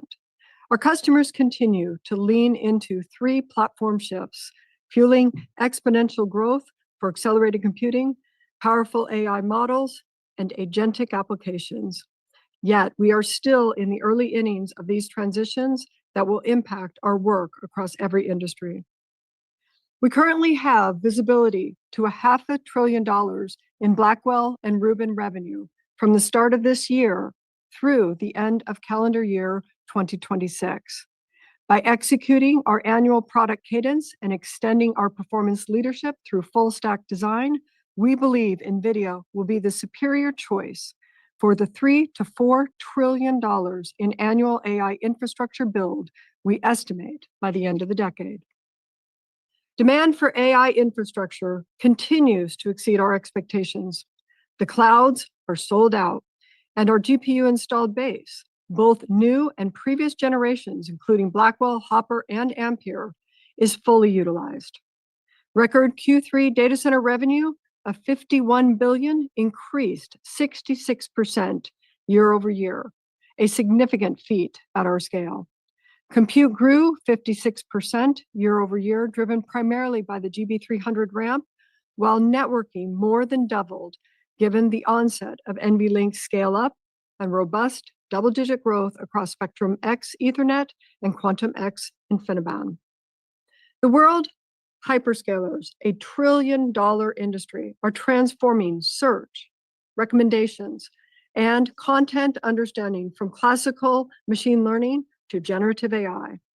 NVIDIA CUDA excels at both and is the ideal platform for this transition, driving infrastructure investment measured in hundreds of billions of dollars. At Meta, AI recommendation systems are delivering higher quality and more relevant content, leading to more time spent on apps such as Facebook and Threads. Analyst expectations for the top CSPs and hyperscalers in 2026 aggregate CapEx have continued to increase and now sit roughly at $600 billion, more than $200 billion higher relative to the start of the year. We see the transition to accelerated computing and generative AI across current hyperscale workloads contributing toward roughly half of our long-term opportunity. Another growth pillar is the ongoing increase in compute spend driven by foundation model builders such as Anthropic, Mistral, OpenAI, Reflection, Safe Superintelligence, Thinking Machines Lab, and xAI, all scaling compute aggressively to scale intelligence. The three scaling laws, pre-training, post-training, and inference, remain intact. In fact, we see a positive virtuous cycle emerging whereby the three scaling laws and access to compute are generating better intelligence and in turn increasing adoption and profits. OpenAI recently shared that their weekly user base has grown to 800 million. Enterprise customers has increased to 1 million, and that their gross margins were healthy. Well, Anthropic recently reported that its annualized run rate revenue has reached 7 billion as of last month, up from 1 billion at the start of the year. We are also witnessing a proliferation of agentic AI across various industries and tasks. Companies such as Cursor, Anthropic, Open Evidence, Epic, and Abridge are experiencing a surge in user growth as they supercharge the existing workforce, delivering unquestionable ROI for coders and healthcare professionals. The world's most important enterprise software platforms like ServiceNow, CrowdStrike, and SAP are integrating NVIDIA's accelerated computing and AI stack. Our new partner, Palantir, is supercharging the incredibly popular ontology platform with NVIDIA CUDA-X libraries and AI models for the first time. Previously, like most enterprise software platforms, ontology runs only on CPUs. Lowe's is leveraging the platform to build supply chain agility, reducing costs and improving customer satisfaction. Enterprises broadly are leveraging AI to boost productivity, increase efficiency, and reduce cost. RBC is leveraging agentic AI to drive significant analyst productivity, slashing report generation time from hours to minutes. AI and digital twins are helping Unilever accelerate content creation by 2x and cut costs by 50%. And Salesforce's engineering team has seen at least 30% productivity increase in new code development after adopting Cursor. This past quarter, we announced AI factory and infrastructure projects amounting to an aggregate of 5 million GPUs. This demand spans every market: CSPs, sovereigns, model builders, enterprises, and supercomputing centers, and includes multiple landmark buildouts. xAI's Colossus 2, the world's first gigawatt-scale data center.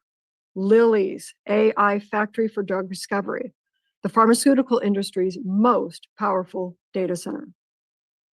And just today, AWS and Humane expanded their partnership, including the deployment of up to 150,000 AI accelerators, including our GB300.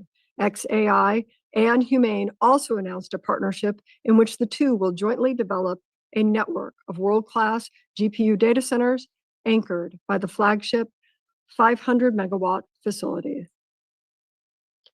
Blackwell gained further momentum in Q3 as GB300 crossed over GB200 and contributed roughly 2/3 of the total Blackwell revenue of up to 150,000 AI accelerators, including our GB300.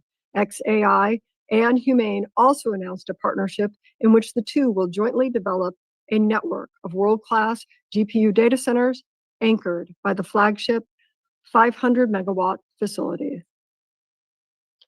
Blackwell gained further momentum in Q3 as GB300 crossed over GB200 and contributed roughly 2/3 of the total Blackwell revenue.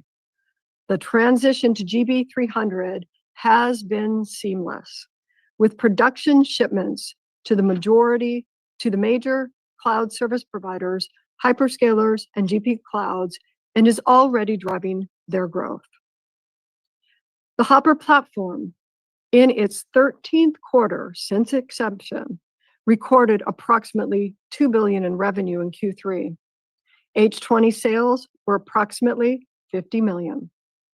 Sizable purchase orders never materialized in the quarter due to geopolitical issues and the increasingly competitive market in China. While we were disappointed in the current state that prevents us from shipping more competitive data center compute products to China, we are committed to continued engagement with the US and China governments and will continue to advocate for America's ability to compete around the world. To establish a sustainable leadership position in AI computing, America must win the support of every developer and be the platform of choice for every commercial business, including those in China. The Rubin platform is on track to ramp in the second half of 2026. Powered by 7 chips, the Vera Rubin platform will once again deliver an X-factor improvement in performance relative to Blackwell. We have received silicon back from our supply chain partners and are happy to report that NVIDIA teams across the world are executing the bring up beautifully. Rubin is our 3rd generation rack scale system, substantially redefined the manufacturability while remaining compatible with Grace Blackwell. Our supply chain, data center, ecosystem, and cloud partners have now mastered the build to installation process of NVIDIA's rack architecture. Our ecosystem will be ready for a fast Rubin ramp. Our annual X-factor performance leap increases performance per dollar while driving down computing costs for our customers. The long useful life of NVIDIA's CUDA GPUs is a significant TCO advantage over accelerators. CUDA's compatibility and our massive installed base extend the life of NVIDIA systems well beyond their original estimated useful life. For more than 2 decades, we have optimized the CUDA ecosystem, improving existing workloads, accelerating new ones, and increasing throughput with every software release. Most accelerators without CUDA and NVIDIA's time-tested and versatile architecture became obsolete within a few years as model technologies evolve. Thanks to CUDA, the A100 GPUs we shipped 6 years ago are still running at full utilization today, powered by vastly improved software stack. We have evolved over the past 25 years from a gaming GPU company to now an AI data center infrastructure company. Our ability to innovate across the CPU, the GPU, networking, and software, and ultimately drive down cost per token is unmatched across the industry. Our networking business, purpose-built for AI, and now the largest in the world, generated revenue of $8.2 billion, up 162% year over year, with NVLink, InfiniBand, and Spectrum-X Ethernet all contributing to growth. We are winning in data center networking as the majority of AI deployments now include our switches with Ethernet GPU attach rates roughly on par with InfiniBand. Meta, Microsoft, Oracle, and xAI are building gigawatt AI factories with Spectrum-X Ethernet switches, and each will run its operating system of choice, highlighting the flexibility and openness of our platform.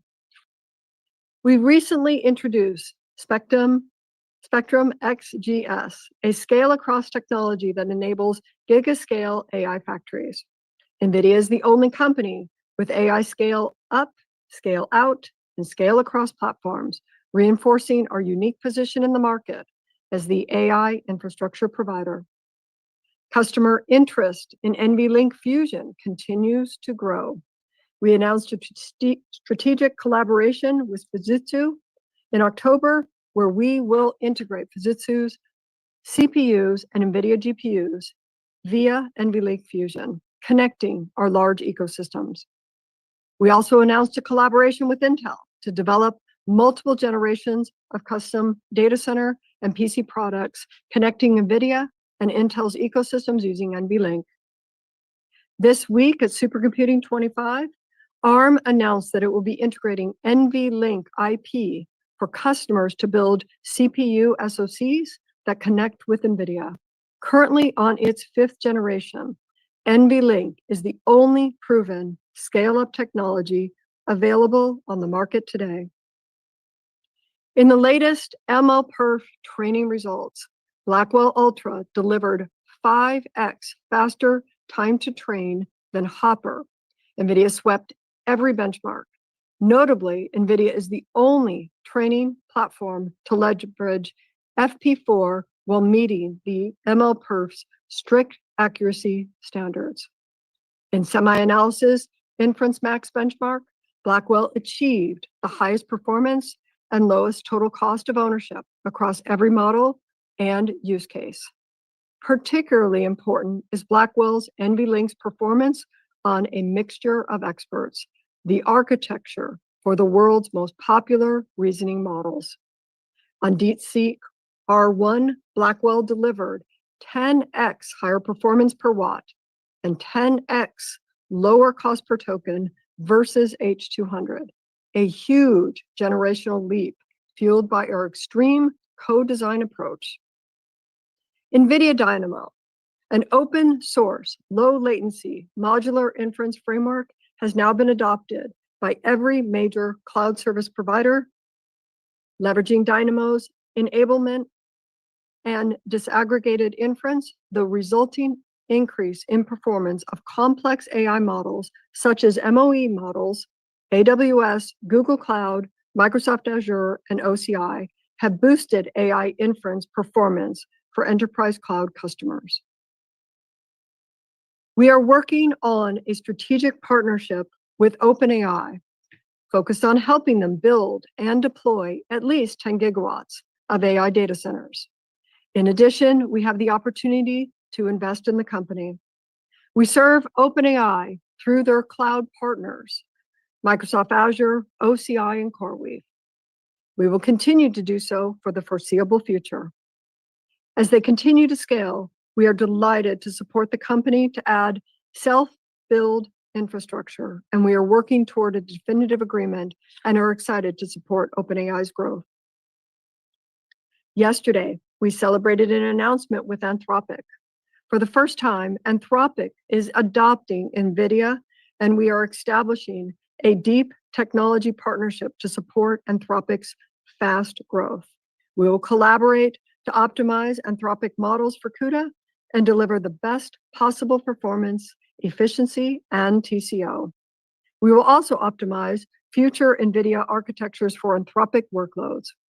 Anthropic's compute commitment is initially including up to 1 gigawatt of compute capacity with Grace Blackwell and Vera Rubin systems. Our strategic investments in Anthropic, Mistral, OpenAI, Reflection, Thinking Machines, and other represent partnerships that grow the NVIDIA CUDA AI ecosystem and enable every model to run optimally on NVIDIA's everywhere. We will continue to invest strategically while preserving our disciplined approach to cash flow management. Physical AI is already a multi-billion-dollar business addressing a multi-trillion-dollar opportunity and the next leg of growth for NVIDIA. Leading US manufacturers and robotics innovators are leveraging NVIDIA's 3-computer architecture to train on NVIDIA, test on Omniverse computer, and deploy real-world AI on Jetson robotic computers. PTC and Siemens introduced new services that bring Omniverse-powered digital twin workflows to their extensive installed base of customers. Companies including Belden, Caterpillar, Foxconn, Lucid Motors, Toyota, TSMC, and Wistron are building Omniverse digital twin factories to accelerate AI-driven manufacturing and automation. Agility Robotics, Amazon Robotics, Figure, and Skilled at AI are building our platform, tapping offerings such as NVIDIA Cosmos World Foundation models for development, Omniverse for simulation and validation, and Jetson to power next-generation intelligent robots.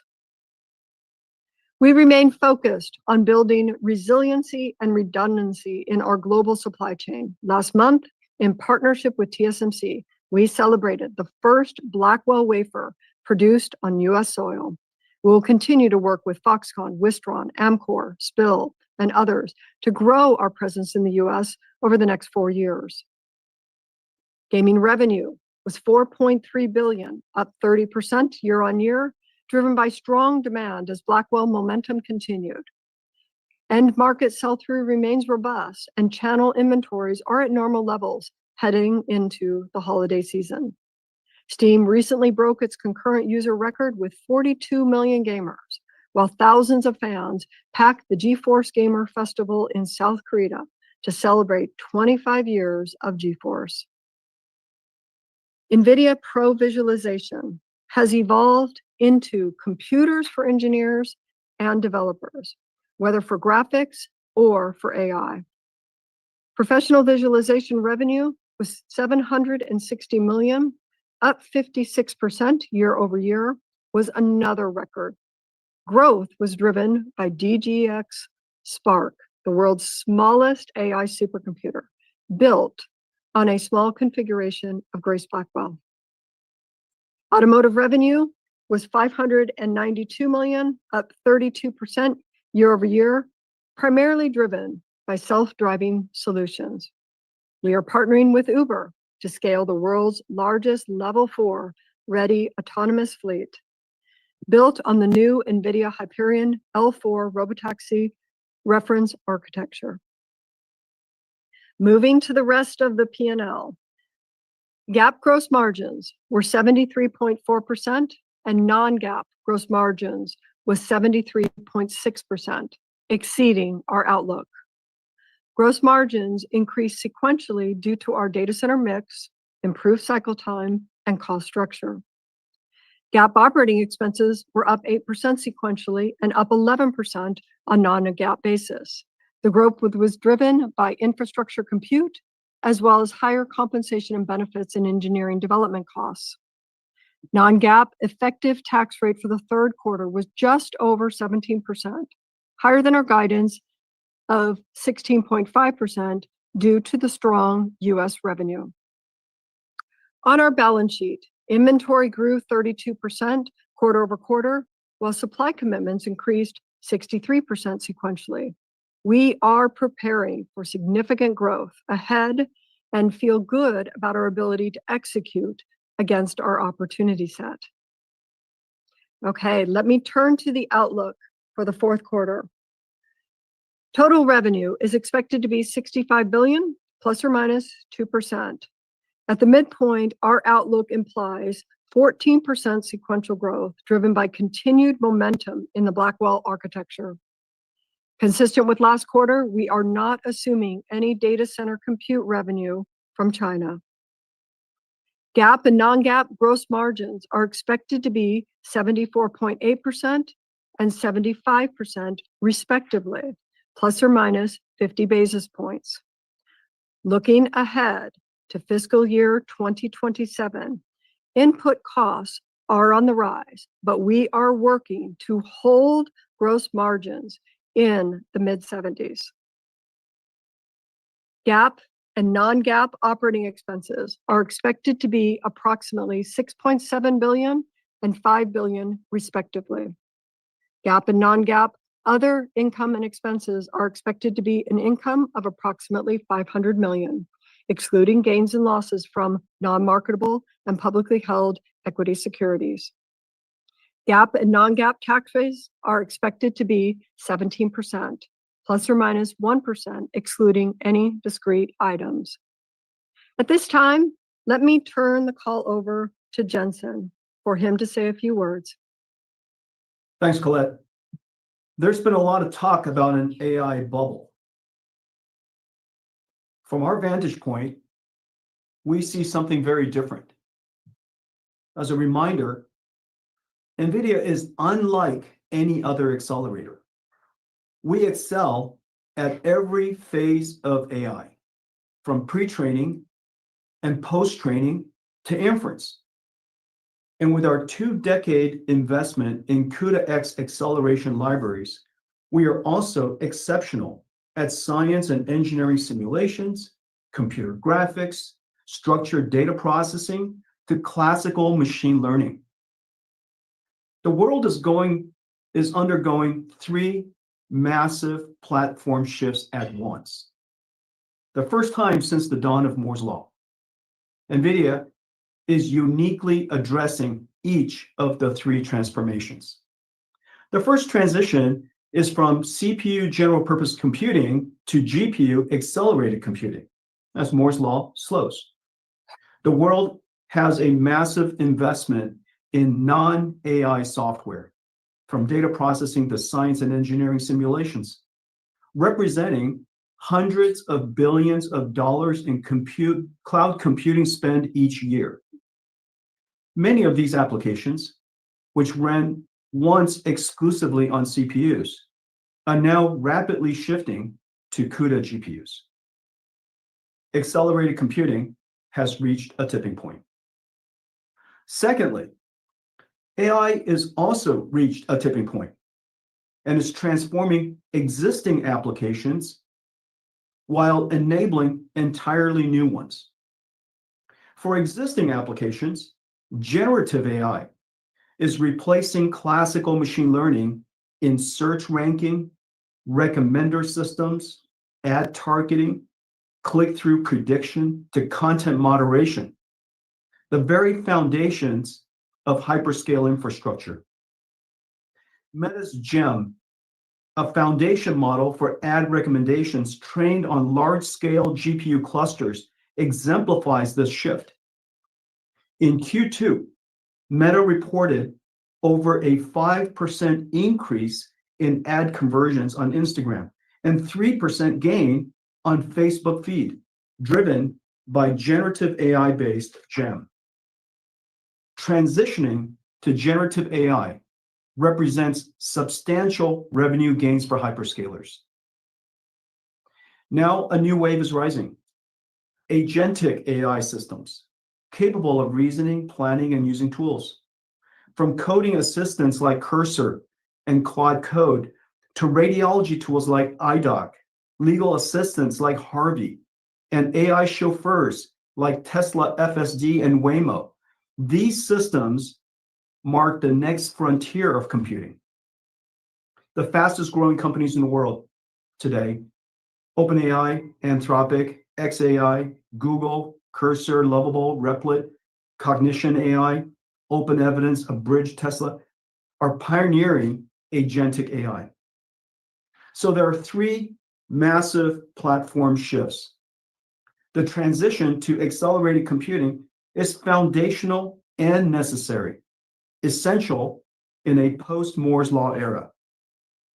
The transition to generative AI is transformational and necessary, supercharging existing applications and business models.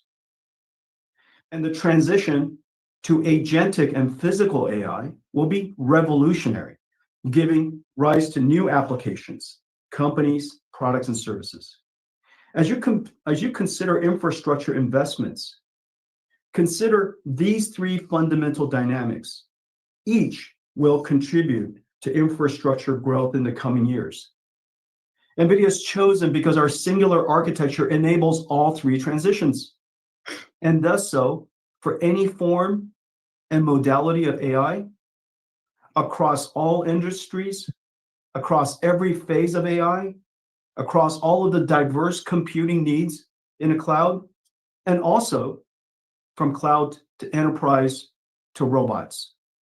One architecture. Toshia, back to you. We will now open the call for questions. Operator, would you please pull for questions? All right, Q&A. Thank you.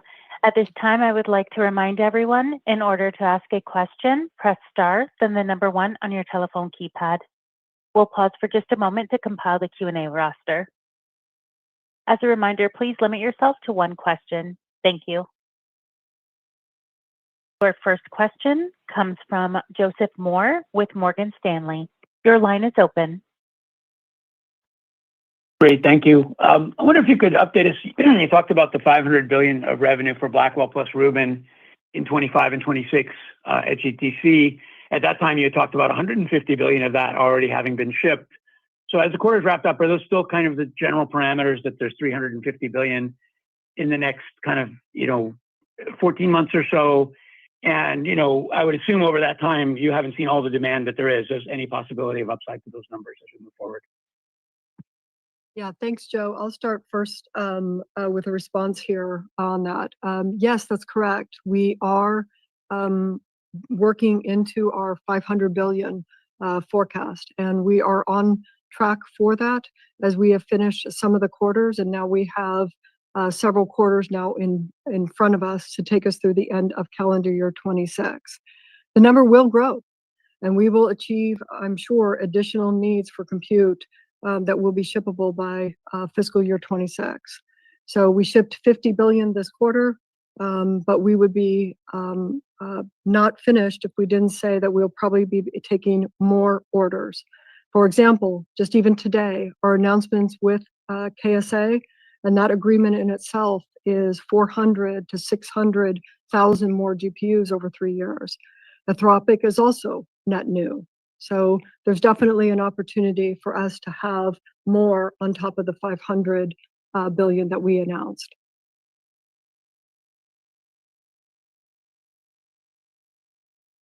The next question comes from CJ Muse with Cantor Fitzgerald.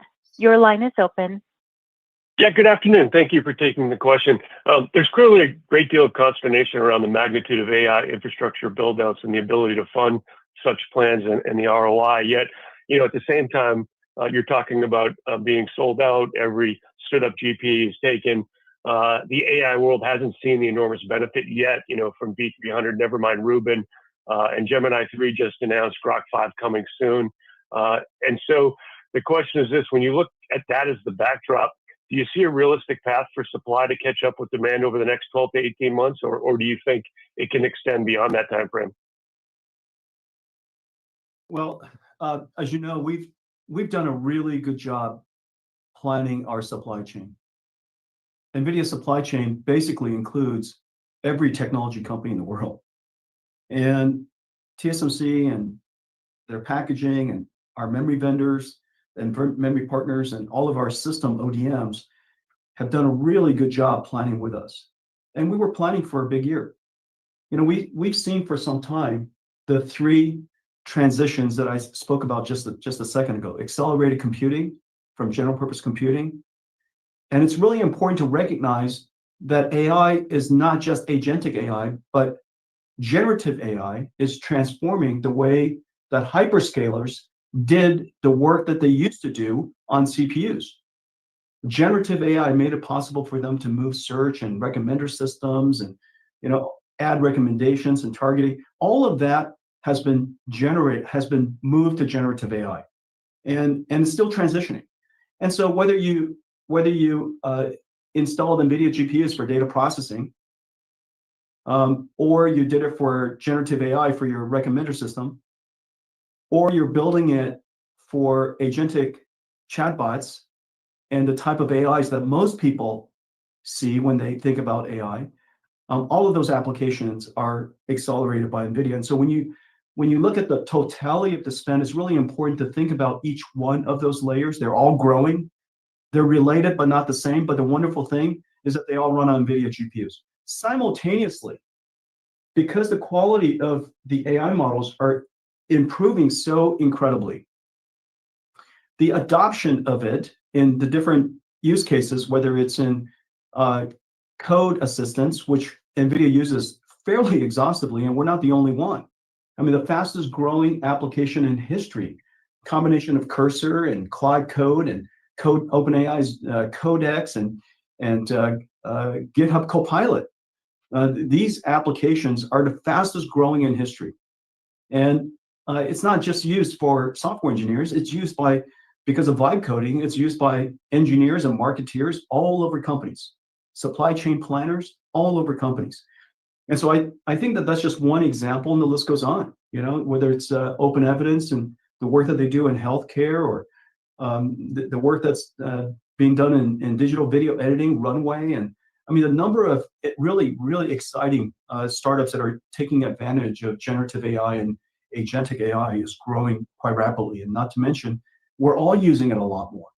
And so all of these exponentials, not to mention, just today I was reading a text from Demis, and he was saying that pre-training and post-training are fully intact, and Gemini 3 takes advantage of the scaling laws and received a huge jump in quality performance, model performance. And so we're seeing all of these exponentials kind of running at the same time. And just always go back to first principles and think about what's happening from each one of the dynamics that I mentioned before. General purpose computing to accelerated computing, generative AI replacing classical machine learning, and of course, agentic AI, which is a brand new category. The next question comes from Vivek Arya with Bank of America Securities. Your line is open. Thanks for taking my question. I'm curious, what assumptions are you making on NVIDIA content per gigawatt in that 500 billion number? Because we have heard numbers as low as 25 billion per gigawatt of content to as high as 30 or 40 billion per gigawatt. So I'm curious what power and what dollar per gigawatt assumptions you are making as part of that 500 billion number. And then longer term, Jensen, the 3 to 4 trillion in data center by 2030 was mentioned.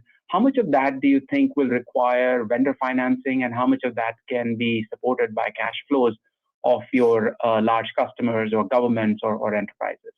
Thank you. In each generation, from Ampere to Hopper, from Hopper to Blackwell, Blackwell to Rubin, our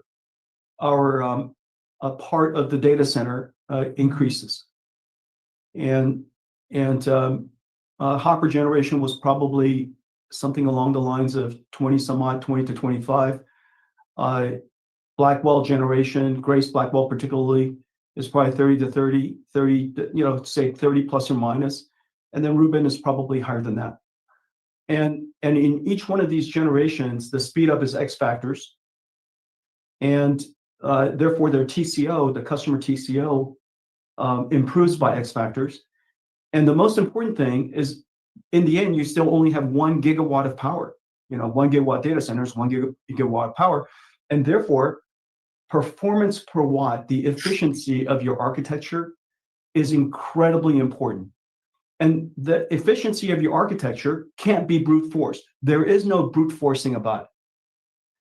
That 1 gigawatt translates directly, your performance per watt translates directly, absolutely directly to your revenues, which is the reason why choosing the right architecture matters so much now. The world doesn't have an excess of anything to squander. And so we have to be really, really, we use this concept called co-design across our entire stack, across the frameworks and models, across the entire data center, even power and cooling optimized across the entire supply chain in our ecosystem. And so each generation, our economic contribution will be greater, our value delivered will be greater, but the most important thing is our energy efficiency per watt is going to be extraordinary every single generation. With respect to growing into continuing to grow, our customers' financing is up to them. We see the opportunity to grow for quite some time. And remember, today, most of the focus has been on the hyperscalers. And one of the areas that is really misunderstood about the hyperscalers is that the investment on NVIDIA GPUs not only improves their scale, speed, and cost from general purpose computing. That's number one, because Moore's law scaling has really slowed. Moore's law is about driving costs down. It's about deflationary cost, the incredible deflationary cost of computing over time, but that has slowed. Therefore, a new approach is necessary for them to keep driving the cost down. Going to NVIDIA GPU computing is really the best way to do so.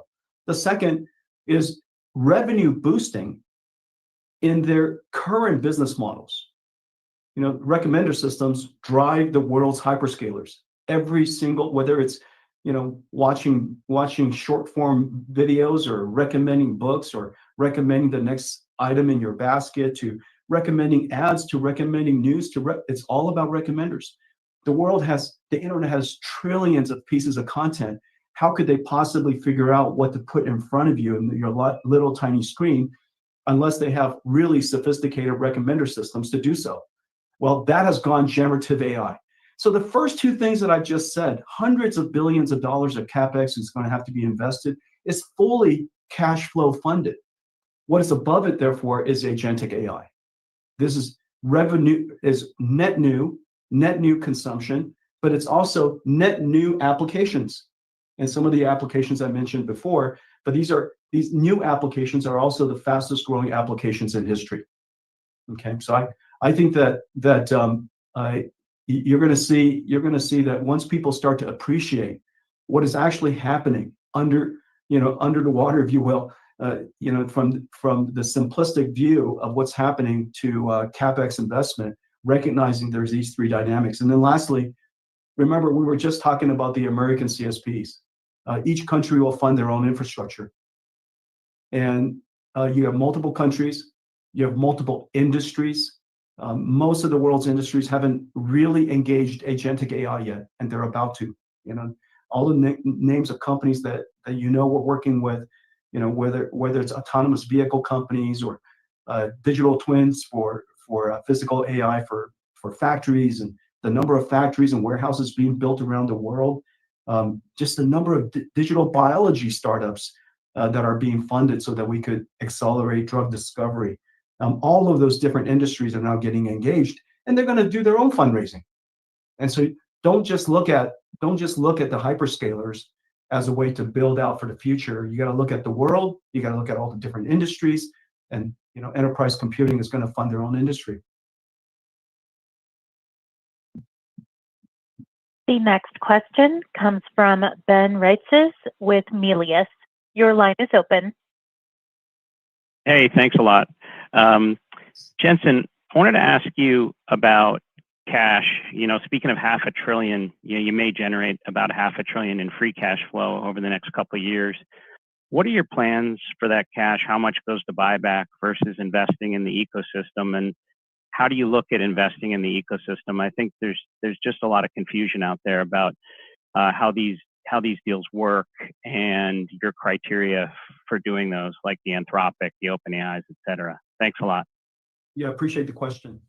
Of course, using cash to fund our growth. No company has ever grown at the scale that we're talking about and have the connection and the depth and the breadth of supply chain that NVIDIA has. The reason why our entire customer base can rely on us is because we've secured a really resilient supply chain, and we have the balance sheet to support them. When we make purchases, our suppliers can take it to the bank. When we make forecasts and we plan with them, they take us seriously because of our balance sheet. We're not making up the offtake. We know what our offtake is, and because they've been planning with us for so many years, our reputation and our credibility is incredible. And so it takes really strong balance sheet to do that, to support the level of growth and the rate of growth and the magnitude associated with that. So that's number one. The second thing, of course, we're going to continue to do stock buybacks. We're going to continue to do that. But with respect to the investments, this is really, really important work that we do. All of the investments that we've done so far, period, is associated with expanding the reach of CUDA, expanding the ecosystem. If you look at the work, the investments that we did with OpenAI, it's, of course, that relationship we've had since 2016. I delivered the first AI supercomputer ever made to OpenAI. And so we've had a close and wonderful relationship with OpenAI since then. And everything that OpenAI does runs on NVIDIA today. So all the clouds that they deploy in, whether it's training and inference, runs NVIDIA, and we love working with them. The partnership that we have with them is one so that we could work even deeper from a technical perspective, so that we could support their accelerated growth. This is a company that's growing incredibly fast, and don't just look at what is said in the press. Look at all the ecosystem partners and all the developers that are connected to OpenAI, and they're all driving consumption of it. And the quality of the AI that's being produced, huge step up since a year ago. And so the quality of response is extraordinary. So we invest in OpenAI for a deep partnership in co-development to expand our ecosystem and to support their growth. And of course, rather than giving up a share of our company, we get a share of their company. And we invested in them in one of the most consequential once-in-a-generation company that we have a share of. And so I fully expect that investment to translate to extraordinary returns. Now, in the case of Anthropic, this is the first time that Anthropic will be on NVIDIA's architecture. The first time Anthropic will be on NVIDIA's architecture. This is the second most successful AI in the world in terms of total number of users. But in enterprise, they're doing incredibly well. Claude Code is doing incredibly well. Claude is doing incredibly well all over the world's enterprise. And now we have the opportunity to have a deep partnership with them and bringing Claude onto the NVIDIA platform. And so what do we have now? NVIDIA's architecture, taking a step back, NVIDIA's architecture, NVIDIA's platform is the singular platform in the world that runs every AI model. We run OpenAI, we run Anthropic, we run xAI. Because of our deep partnership with Elon and xAI, we were able to bring that opportunity to Saudi Arabia, to the KSA, so that Humane could also be a hosting opportunity for xAI. We run xAI, we run Gemini, we run thinking machines. Let's see, what else do we run? We run them all.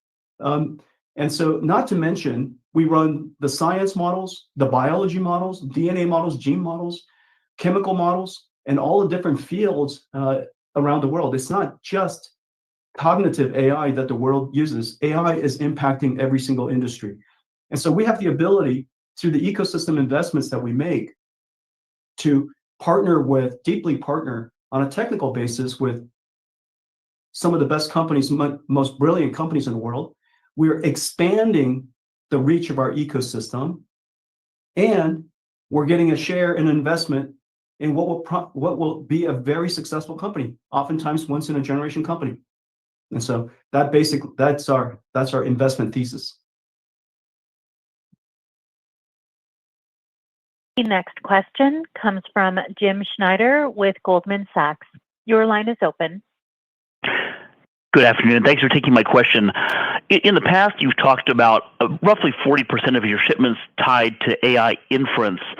I'm wondering, as you look forward into next year, where do you expect that percentage could go in say, a year's time? And can we maybe address the Rubin CPX product you expect to introduce next year and contextualize that?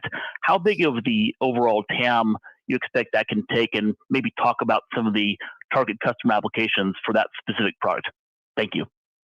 CPX is designed for long context type of workload generation.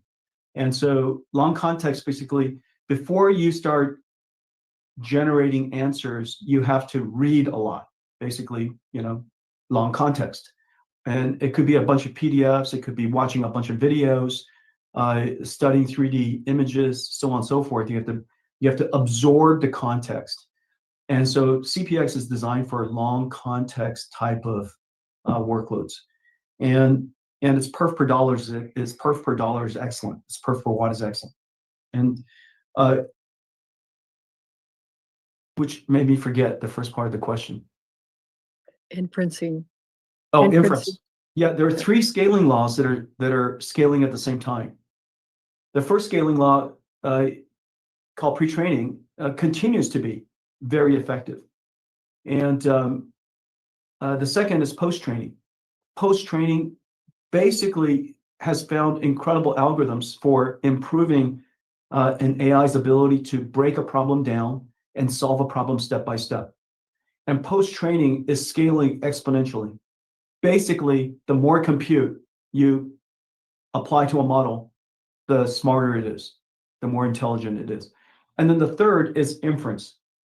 Inference, because of chain of thought, because of reasoning capabilities, AIs are essentially reading, thinking before it answers. And the amount of computation necessary as a result of those three things has gone completely exponential. I think that it's hard to know exactly what the percentage will be at any given point in time and who. But of course, our hope is that inference is a very large part of the market, because if inference is large, then what it suggests is that people are using it in more applications, and they're using it more frequently. And that's, we should all hope for inference to be very large. And this is where Grace Blackwell is just an order of magnitude better, more advanced than anything in the world. The second best platform is H200. And it's very clear now that GB200, GB300, because of NVLink 72, the scale-up network that we have, achieve, and you saw, and Colette talked about in the semi-analysis benchmark, it's the largest single inference benchmark ever done. And GB200, NVLink 72, is 10 to 15 times higher performance. And so that's a big step up. It's going to take a long time before somebody is able to take that on. And our leadership there is surely multi-year. Yeah. And so I'm hoping that inference becomes a very big deal. Our leadership in inference is extraordinary. The next question comes from Timothy Arcuri with UBS. Your line is open. Thanks a lot. Jensen, many of your customers are pursuing behind-the-meter power, but what's the single biggest bottleneck that worries you that could constrain your growth? Is it power, or maybe it's financing, or maybe it's something else like memory or even foundry? Thanks a lot.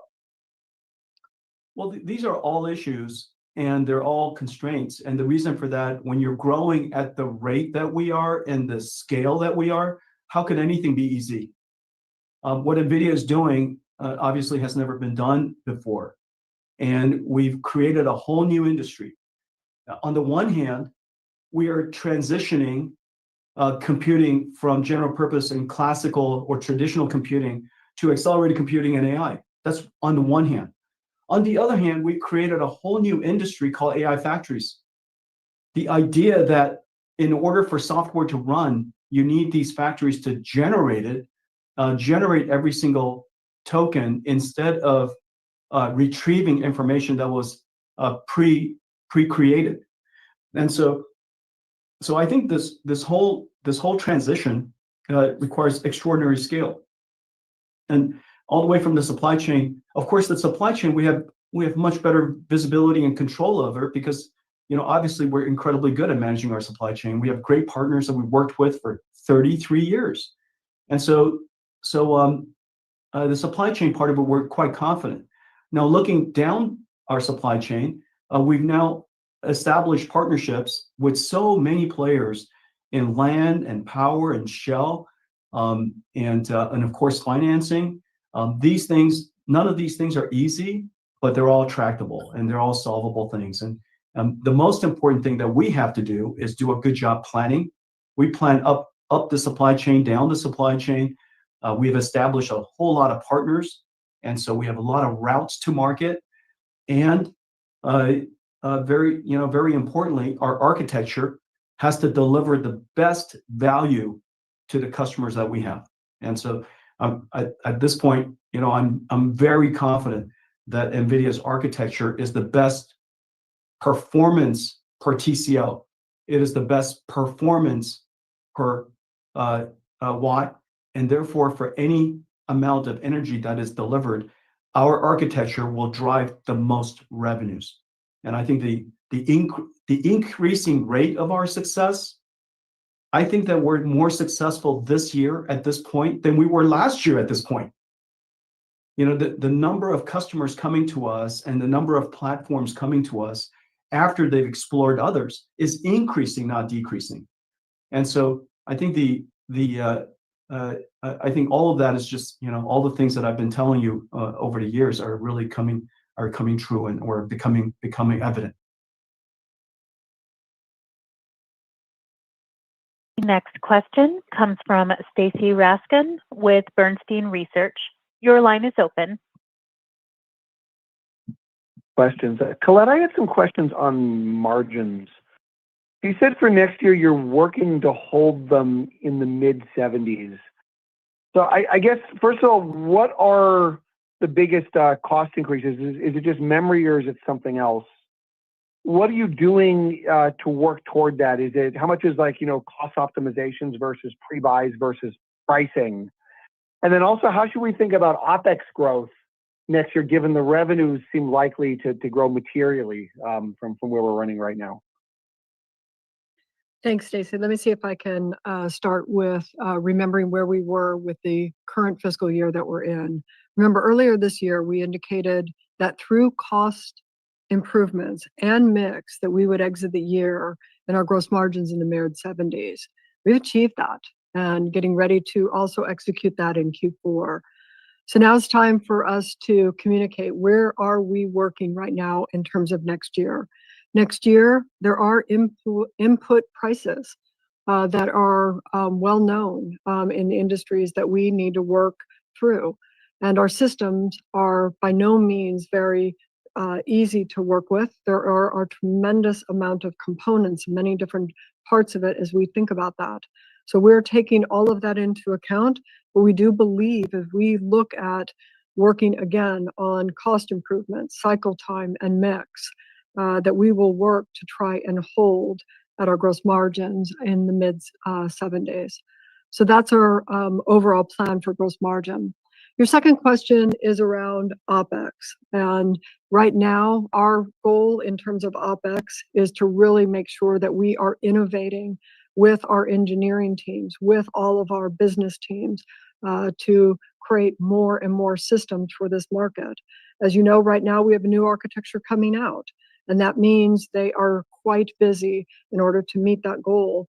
And so we're going to continue to see our investments on innovating more and more, both our software, both our systems, and our hardware to do so. I'll turn it to Jensen if he wants to add in a couple more comments. Yeah, I think that's spot on. I think the only thing that I would add is remember that we plan, we forecast, we plan, and we negotiate with our supply chain well in advance. Our supply chain have known for quite a long time our requirements, and they've known for quite a long time our demand, and we've been working with them and negotiating with them for quite a long time. And so I think the recent surge, obviously quite significant, but remember our supply chain has been working with us for a very long time, and so in many cases we've secured a lot of supply for ourselves because obviously they're working with the largest company in the world in doing so, and we've also been working closely with them on the financial aspects of it and securing forecasts and plans and so on and so forth. So I think all of that has worked out well for us. Your final question comes from the line of Aaron Rakers with Wells Fargo. Your line is open. Yeah, thanks for taking the question. Jensen, the question's for you. As you think about the Anthropic deal that was announced and just the overall breadth of your customers, I'm curious if your thoughts around the role that AI ASICs or dedicated XPUs play in these architecture build-outs has changed at all. Have you seen, I think you've been fairly adamant in the past that some of these programs never really see deployments, but I'm curious if we're at a point where maybe that's even changed more in favor of just GPU architecture. Thank you. Yeah, thank you very much, and I really appreciate the question. So first of all, you're not competing against teams. You're against a company. You're competing against teams, and there just aren't that many teams in the world who are extraordinary at building these incredibly complicated things. Back in the Hopper day, in the Ampere days, we would build one GPU. That's the definition of an accelerated AI system. But today, we've got to build entire racks, three different types of switches: a scale up, a scale out, and a scale across switch. And it takes a lot more than one chip to build a compute node anymore. Everything about that computing system, because AI needs to have memory, AI didn't used to have memory at all. Now it has to remember things. The amount of memory and context it has is gigantic. The memory architecture implication is incredible. The diversity of models, from mixture of experts to dense models to diffusion models to autoregressive, not to mention, biological models that obeys the laws of physics. The list of different types of models have exploded in the last several years. And so the challenge is the complexity of the problem is much higher. The diversity of AI models is incredibly large. And so this is where, if I will say, the 5 things that makes us special, if you will. The first thing I would say that makes us special is that we accelerate every phase of that transition. That's the first phase. That CUDA allows us to have CUDA X for transitioning from general purpose to accelerated computing. We're incredibly good at generative AI. We're incredibly good at agentic AI. So every single phase of that, every single layer of that transition, we are excellent at. You can invest in one architecture, use it across the board. You can use one architecture and not worry about the changes in the workload across those 3 phases. That's number 1. Number 2, we're excellent at every phase of AI. Everybody's always known that we're incredibly good at pre-training. We're obviously very good at post-training, and we're incredibly good, as it turns out, at inference, because inference is really, really hard. How could thinking be easy? People think that inference is one shot and therefore it's easy. Anybody could approach the market that way, but it turns out to be the hardest of all, because thinking, as it turns out, is quite hard. We're great at every phase of AI, the second thing. The third thing is we're now the only architecture in the world that runs every AI model, every frontier AI model. We run open source AI models incredibly well. We run science models, biology models, robotics models. We run every single model. We're the only architecture in the world that can claim that. It doesn't matter whether you're autoregressive or diffusion based. We run everything. And we run it for every major platform, as I just mentioned. So we run every model. And then the fourth thing I would say is that we're in every cloud. The reason why developers love us is because we're literally everywhere. We're in every cloud. We're in every, we could even make you a little tiny cloud called DGX Spark. And so we're in every computer. We're everywhere, from cloud to on-prem to robotic systems, edge devices, PCs, you name it. One architecture, things just work. It's incredible. And then the last thing, and this is probably the most important thing, the fifth thing, is if you are a cloud service provider, if you're a new company like Humane, if you're a new company like CoreWeave or Nscale or Nebius, or OCI for that matter, the reason why NVIDIA is the best platform for you is because our offtake is so diverse. We can help you with offtake. It's not about just putting a random ASIC into a data center. Where's the offtake coming from? Where's the diversity coming from? Where's the resilience coming from? The versatility of the architecture coming from, the diversity of capability coming from. NVIDIA has such incredibly good offtake because our ecosystem is so large. So these 5 things, every phase of acceleration and transition, every phase of AI, every model, every cloud to on-prem, and of course, finally, it all leads to offtake.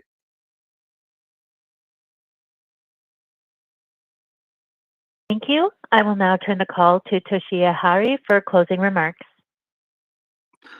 In closing, please note we will be at the UBS Global Technology and AI Conference on December 2nd, and our earnings call to discuss the results of our 4th quarter of fiscal 2026 is scheduled for February 25th. Thank you for joining us today. Operator, please go ahead and close the call.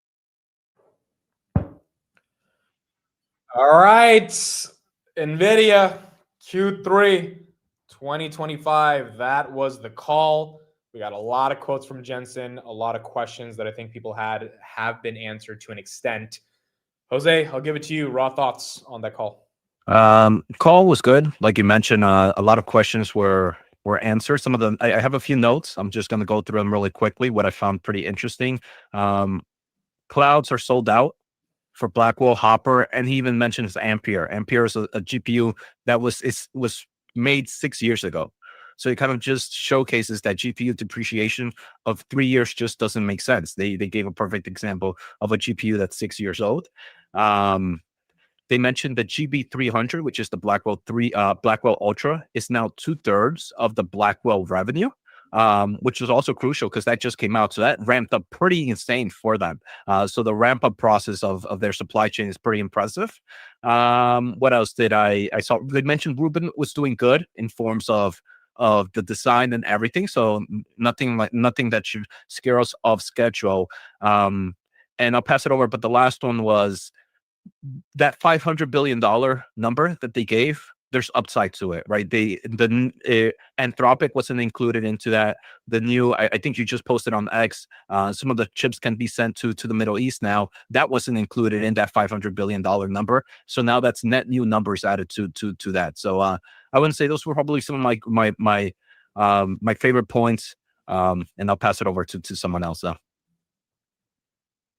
Tanner, your thoughts on the call? Yeah, it was good. I think too many people paid attention to the stock price during the call. Whenever really they were just talking about, some of the comments that Jensen made just about like, how hard it is to continue to grow at this level at our size. It's never been done before. They're solving problems that have never, ever been done before. The way that he started the call was extremely strong. The way, I don't know. I'm overall positive on it. Jose said it pretty well. There was a comment made about the what exactly their take is going to be on a per gigawatt data center, and they said about $20 to $25 billion of that is going to go for Hopper. We're at 30 plus for Grace Blackwell, and Rubin is probably going to be even higher than that. So I'm interested how you guys are thinking about that as well. But yeah, great call. Yeah, I agree. People were stressing that it went from 198 to 194. Again, I think that's really missing the point of this quarter. Even if the stock goes down to 190, 185 tomorrow, first of all, I think there's going to be a lot of dip buyers because, again, you're going to get a stock that becomes incredibly cheap with their earnings growth. But number two, I think Jensen just saved the market. I don't know what happens with the Fed. I don't know what happens with rate cuts, but the entire market for the past 3 weeks was wondering, every single segment on every financial news channel was, are we in a bubble? There's still going to be those concerns, but I think Jensen just showed the numbers and the guidance that shows that there is so much demand for this to be a bubble. Every single supply chain partner we work with, every single customer we work with, every single investment we're making, all of it would have to go to zero. All of it would have to be fake. And reasonably, that's probably not the case. And so having said that, the stock price really is irrelevant here. The question is, can they grow at the scale they're growing at, as Tanner said? And the fact that they are is why this is so exciting. Neil, your thoughts on the quarter and the call as well? Again, this seemed like a educational call from Jensen, yet again, to then explain what the heck is going on here. They also started the call by explaining what other companies are already seeing, right? Meta was an example. They had some other companies out there that are already seeing some benefits from these AI investments. They talked about also expanding the CUDA ecosystem. It is again a no-brainer. Some name drops, right? So CoreWeave, Nscale, Nebius, but all in all, it's a $4.6 trillion company that's growing 60%, extremely profitable. Every other big tech company that has reported has basically beat estimates. They are all growing. They're all seeing some positive returns already on their core business.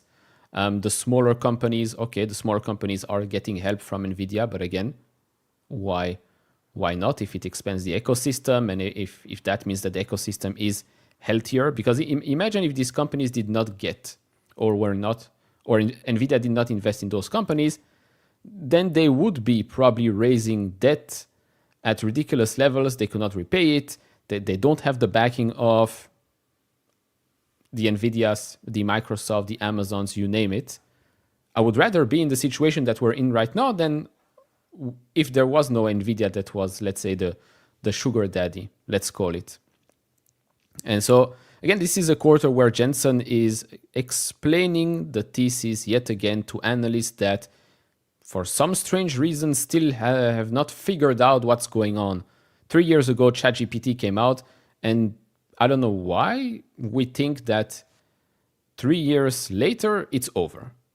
I mean, literally, 3 years ago, ChatGPT came out. You're going to tell me that it's over today already? It doesn't make any sense. It doesn't make any sense.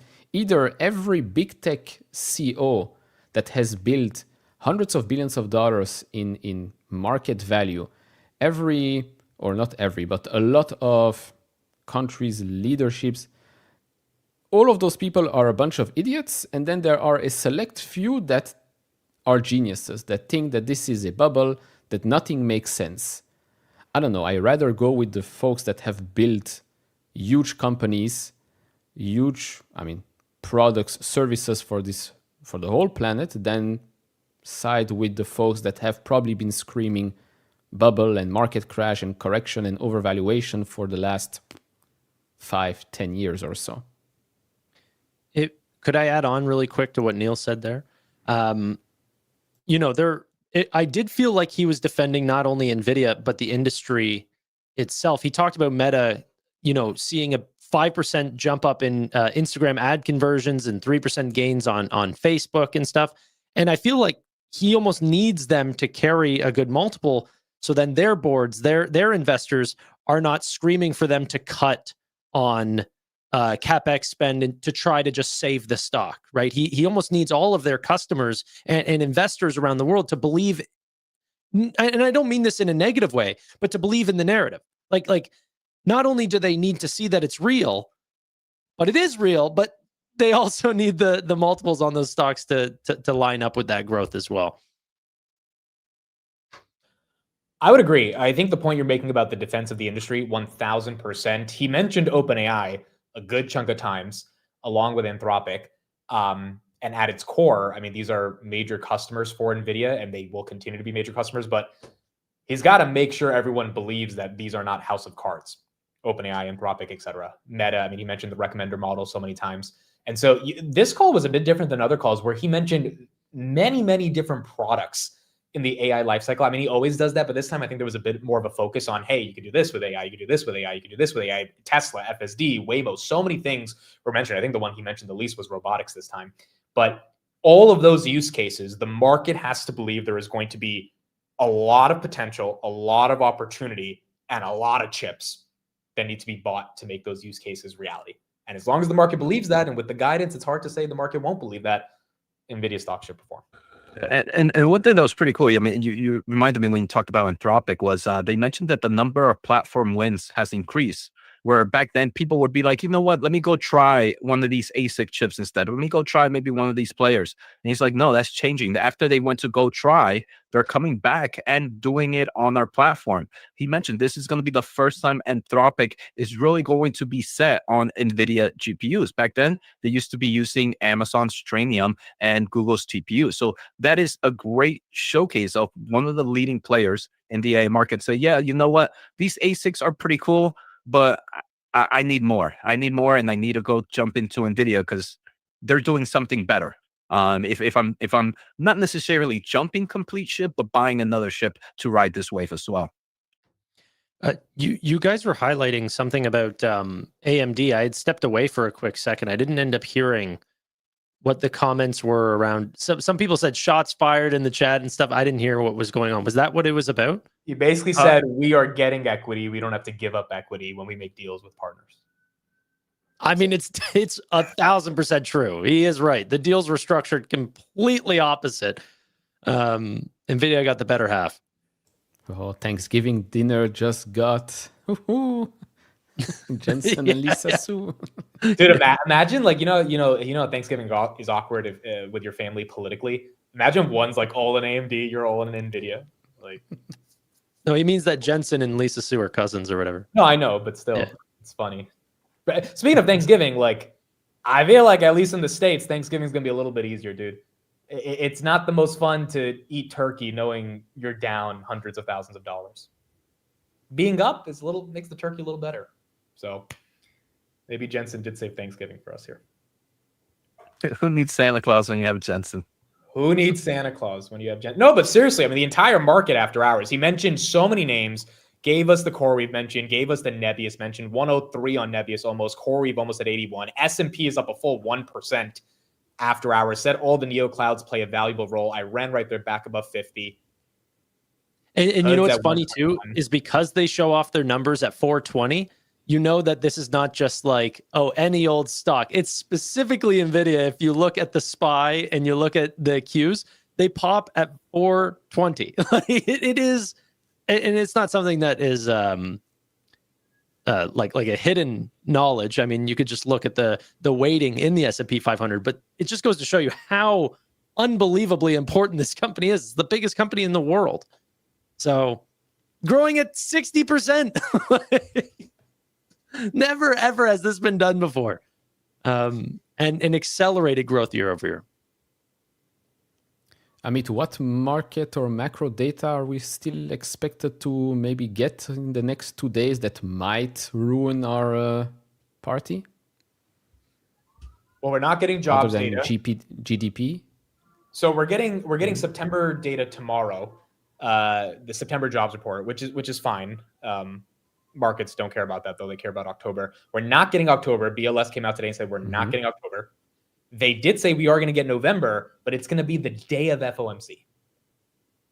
So which is December 10th. So I mean, to me, it's kind of weird because if October data is bad, like the administration is going to take an ego hit because like maybe we lost 100,000 jobs, but Jay Powell will easily finally see it's time to cut rates. So it is kind of weird they're not releasing it, but nonetheless, hopefully that rate cut probability does go higher. I think that's the only thing that can bring the Grinch back to town. This idea of a 32% chance of a rate cut is unacceptable, absolutely unacceptable. And the fact that the Fed minutes today had many members, several members was the exact terminology, think that we aren't restrictive enough and the upside risk to inflation is higher and that we should keep the Fed rates unchanged. I mean, look, NVIDIA's did a great quarter and maybe that's enough, but that is a concern. If we don't get a rate cut, I don't know how the market's going to be able to handle the end of the year.